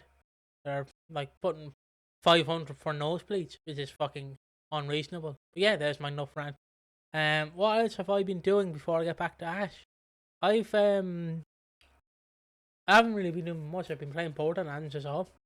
Yeah, and I've been discussing with a person to draw some tattoos for my fingers, potentially. So yeah, that's all I've been Nice. doing. What have you been doing? Cleaning. Cleaning. That's it for me. Like, I've been cleaning. I've been cleaning everything. I didn't know. I didn't realize I was actually quite competent at cleaning stuff, and then this thing happened, and we've been cleaning since the 2nd of September. So, yeah, like two weeks of cleaning, and even more, like what, 16, 17 days roughly. But all is over soon. I'm not only not going to be able to do that Hollyoaks video. That Hollyoaks video has again been canned again. But yeah, hopefully we can actually get back to doing some of the extra stuff, some of the called scripted stuff, because all that it did come out. People like the iceberg. It got what, like 4K views. So it's nice to see that kind of moving. Like it's showing the promise that we thought it was going to, which is cool. But also been a bit too busy to really focus on that sort of thing. Like it's definitely going to take a couple of days to actually adjust back to realizing now we can actually chill the fuck out and do the things you want to do. But yeah, just it's all done now. So fingers crossed, everything is back to normal. I should probably have more energy for all the content, no more weird things, and I hope I have energy for next week when I got to do the podcast by myself. Yeah. Well, yeah. If you don't know, I'm going over to see my friend Rose next week. And I'm going to basically see all the Spider-Man films with him. He loves the Nice. Raimi trilogy. Like, he really does. It's one of his favorite franchises, and it's one of mine as well, honestly. Like, I believe his birthday tradition is every year for his birthday he watches his favorite film, which is Spider-Man 2. The one with Alfred Molina as Doc Ock and Tobey Maguire Yeah, as Spider-Man. It's a fantastic film. I think it's one of the greatest yeah, superhero agreed. films. Um, I I know I've only watched about 10 or 12 superhero films, and 6 of them being Spider-Man, but like, Yeah, I basically only watch the Superman as the Spider-Man as a superhero film. So I agree. Spider-Man 2 is, in my opinion, one of the best. 3 is not as bad as I remember, because I watched it last year in cinema. it's better than it's remembered to be. Yeah, I would argue. I think it's better. Like if you go into If you think about the trilogy, it definitely does underwhelm and is like there's a reason why there wasn't a fourth one. But fundamentally, it is the worst thing a film can be is boring, and it is not boring whatsoever. no. Like one film, and you can probably hear my thoughts on my channel that I'm gonna plug, Multimedia Maniacs. There we go, cheap plug. But Yeah. I've been watching the DCEU and the MCU, like the phases of them. I know the DCEU didn't have phases, so I watched like Man of Steel. I watched Batman v Superman, not Justice League. That's after Wonder Woman. But Suicide Squad 2016. And then Wonder Woman, and then Justice League. And you know the best movie out of those 5 movies was? It was not the Justice League. It was fucking Suicide Squad 2016. And I know people can debate me on It's that. actually it's a good movie. It is a good movie. Yeah. But Man of Steel, and There's- I've said it multiple times, I absolutely fucking hate Man of Steel. It's a boring, long 2-hour movie. Didn't help I watched it at 1 a.m., but it's a fucking boring movie in my eyes. I watched the extended edition as well, so even worse. Right. I rented it for like 9 quid. Oh god. But yeah. And then MCU we've watched Iron Man, Hulk, Iron Man 2, and Thor so far, and I currently think that Hulk is the best one. Hulk 2008, the Incredible Hulk. It's one of the better early MCU movies in my eyes. Thor is a weird one because it's a road trip movie, but it's also trying to establish the God of Thunder. So it's kind of that weird balance as well, where it's like, this feels weird, but it's. And then the next one's obviously Captain America, which I loved. I loved the first Captain America movie. Then it's the Avengers. Yeah. That's what I've been doing as well. Yeah. Just watching all these films. Trying to understand superhero terminology. Fucking can't. But yeah, I guess do you want to leave it there, or do you want me to say any more? No, that's a suitably girthy podcast. Next week is only gonna be like 15 minutes, anyways, because I'm not here The to. last time I did a solo podcast, I made it 45, but I highly doubt it'll be 45 minutes. Oh yeah, we didn't even really do our final thoughts on the week. Just to tack it on at the end. Ben Wadey's struggling. I won't lie. I think I'm yet to find sustained success with Ben Wadey because you expected that once we were gonna get the Zoe's reveal, you're like, okay, this is gonna be good now. It's gonna continue, and then the next week is mid. So we're just waiting for Ben Wadey to get a level of consistency. And I understand that we're still fairly early on and waiting for him to establish all the stuff and probably waiting for him to establish his new characters. But also, like, it has been pretty underwhelming and mediocre. Now, maybe this will all change next week when I'm not tired as fuck and having to clean every day. But I've been particularly underwhelmed by it. Like, I thought there was some exciting stuff this week. Don't get me wrong, but just in terms of like out of consistency, I'm still waiting for some genuinely solid consistency from Ben Wadey. um, it's a weird bag in my eyes for me.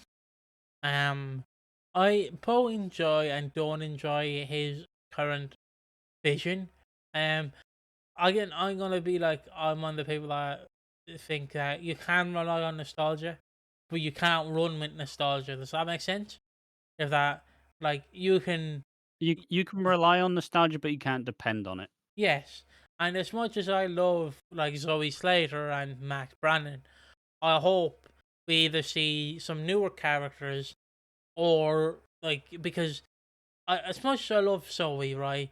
As much as I love the Slater gang, this gang, um, as much as I love it, the problem is like 3 of them are leaving, with like possibly Jean, but like Stacy's leaving, Lily is possibly leaving, and Freddy's leaving. And also, seemingly, Stacy's leaving soon.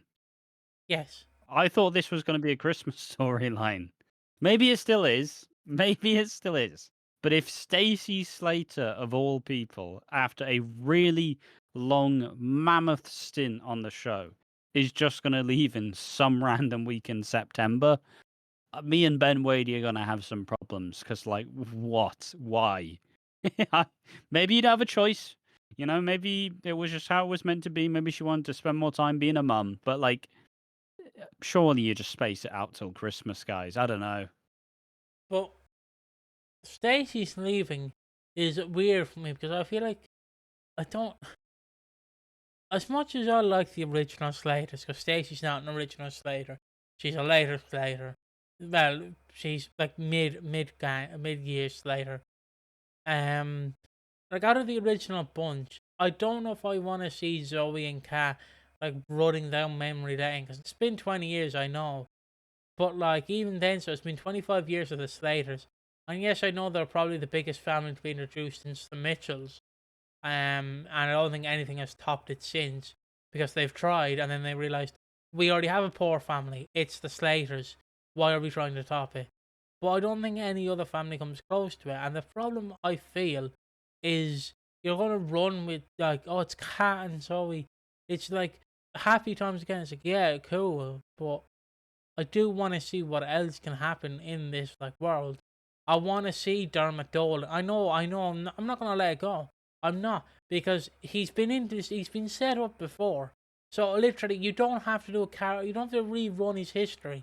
All you would have to do is literally have a phone. Is literally have Zoe, like I don't know, like say go. Oh, a cat. I need the birth cert for a passport, and then like she's given the birth cert, and it's like, wow, there's a second name on this.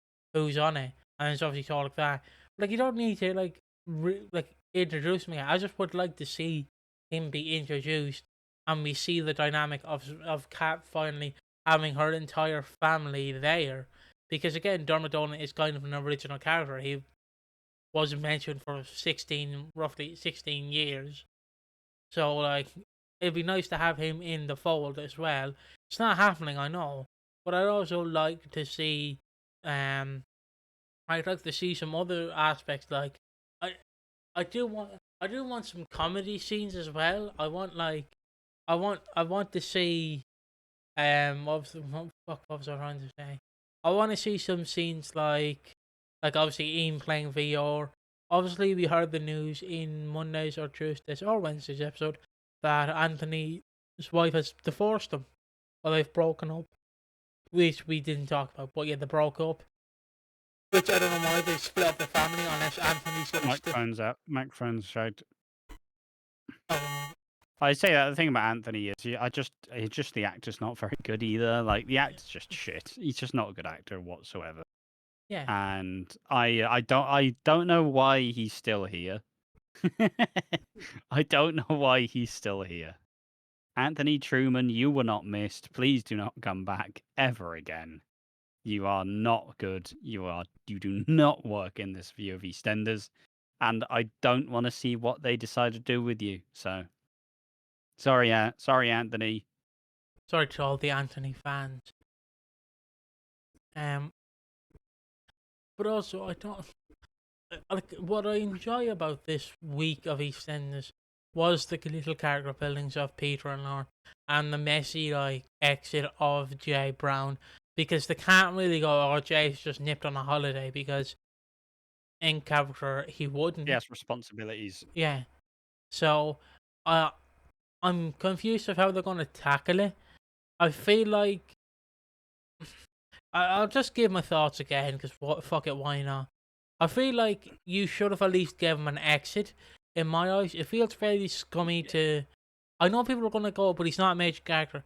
There might Yes, be another update in some form. yeah, but I feel like he should have at least, at the very least, had an exit. In my eyes, he should You have. could easily just write. You could easily write in another like. You could easily do it in a day as filming. Yes. I mean, you do it over a week, and you have Jay realize that his granddad's ill, and he has to go away for a while to look after him. Boom. Yeah. But because they decided to not let him back on the set for reasons that are currently unknown. We just don't know. We can't tell what was going on. So Yeah, and that that annoyed me as well because I'm like he's just randomly left, and like how are they gonna stretch this out? Because currently she says he's on a little break, but like, is he just gonna permanently get his stuff moved to him? I don't know, probably, but like I did enjoy Callum and Ben re flinging their fling, and Callum choosing Johnny. I probably said Ben, didn't I? yeah. Sorry about that. But I did enjoy Callum and Johnny like getting their relationship back up. I know Callum's probably going to choose Ben in the end, even though I wouldn't have him Oh, he choose Ben. will. I wouldn't have him choose Ben because that's a toxic relationship. I don't care. It's a toxic. He will, but I think they put a compelling case for Callum and Johnny, Yes. which is what we asked for. Yeah. Um, and the end is I hope to see like I want to see him introduce a new family or Yeah, I want new characters. like I know we are getting a new character next week. I think a character called Jasmine or something. mhm. We are getting a new character soon, so we are going to start seeing a bunch of like newcomers. But yeah, I think we need a breath of fresh air. We need something that is uniquely Ben Wade's. I think there was an interview with Steve McFadden who said now he's giving storylines to people who previously wouldn't have had them. So, like, is Chelsea finally going to get a big storyline? Is Penny finally going to get a big storyline? Like, are we actually going to flesh out some of the characters, like Callum, like Johnny, who definitely have been undervalued and under kind of utilized? Yeah, I'm also just want to say because I don't know if it happened last week or when it happened, but congratulations to Steve McFadden for what did he win again? I know he won an award. The I N- just he, he won an award at the NTAs, yes, congratulations to Steve McFadden. EastEnders, rightfully deserved as well. yes, Steve McFadden deserves the award. Like he just deserves it. There's also one of the first and probably last times Phil Mitchell or Steve McFadden attends the award ceremonies because he just decides, I'm not dealing with that shit. He just doesn't like appearing. Rightfully so. Don't blame him. Probably That's what anxious. I do. As you have to show up for the show. You're the highest paid actor. Uh, Am I getting an award? No. Well, see ya. would you just a quick question? Would you sell the award or would you keep it? I keep it. Put it in a little frame, treasure it. Put it on the mantelpiece. Use it as a door stopper. Good. See, Steve, hit us up for ideas. We can give you ideas to use your reward. Bring it to Oh my god, he has to do it, Ash. He has to a pantomime. He has to be like, guys, look what I won. Ooh, but you haven't won one of these fuckers. Way. I want him. I just want him to be a dick. just, hey, Johnny, look what I won. Oh, way, fuck you didn't win one, wanker. I know he's 60, so he wouldn't do it, but still. But yeah, that's the podcast. I appreciate everyone sticking around and enjoying this. We've been on a roll lately where people are watching us. I feel weird. People are actually watching us and enjoying the content we put out. Oh yeah, like honestly, I'm pretty sure I said this in one of the other videos, but like the amount of we reached a point where we actually feel like a properly like big channel now because we have a bunch of comments, you have a bunch of people actually listening to our opinions, you have a bunch of people actually like leaving comments specifically for either me or you.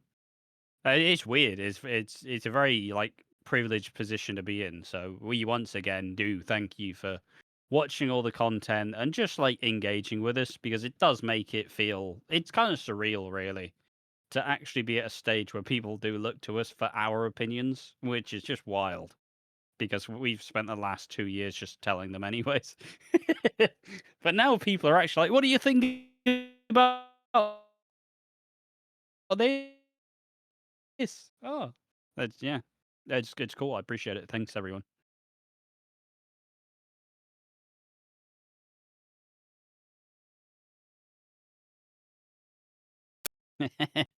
Microphone broke again. Let's go.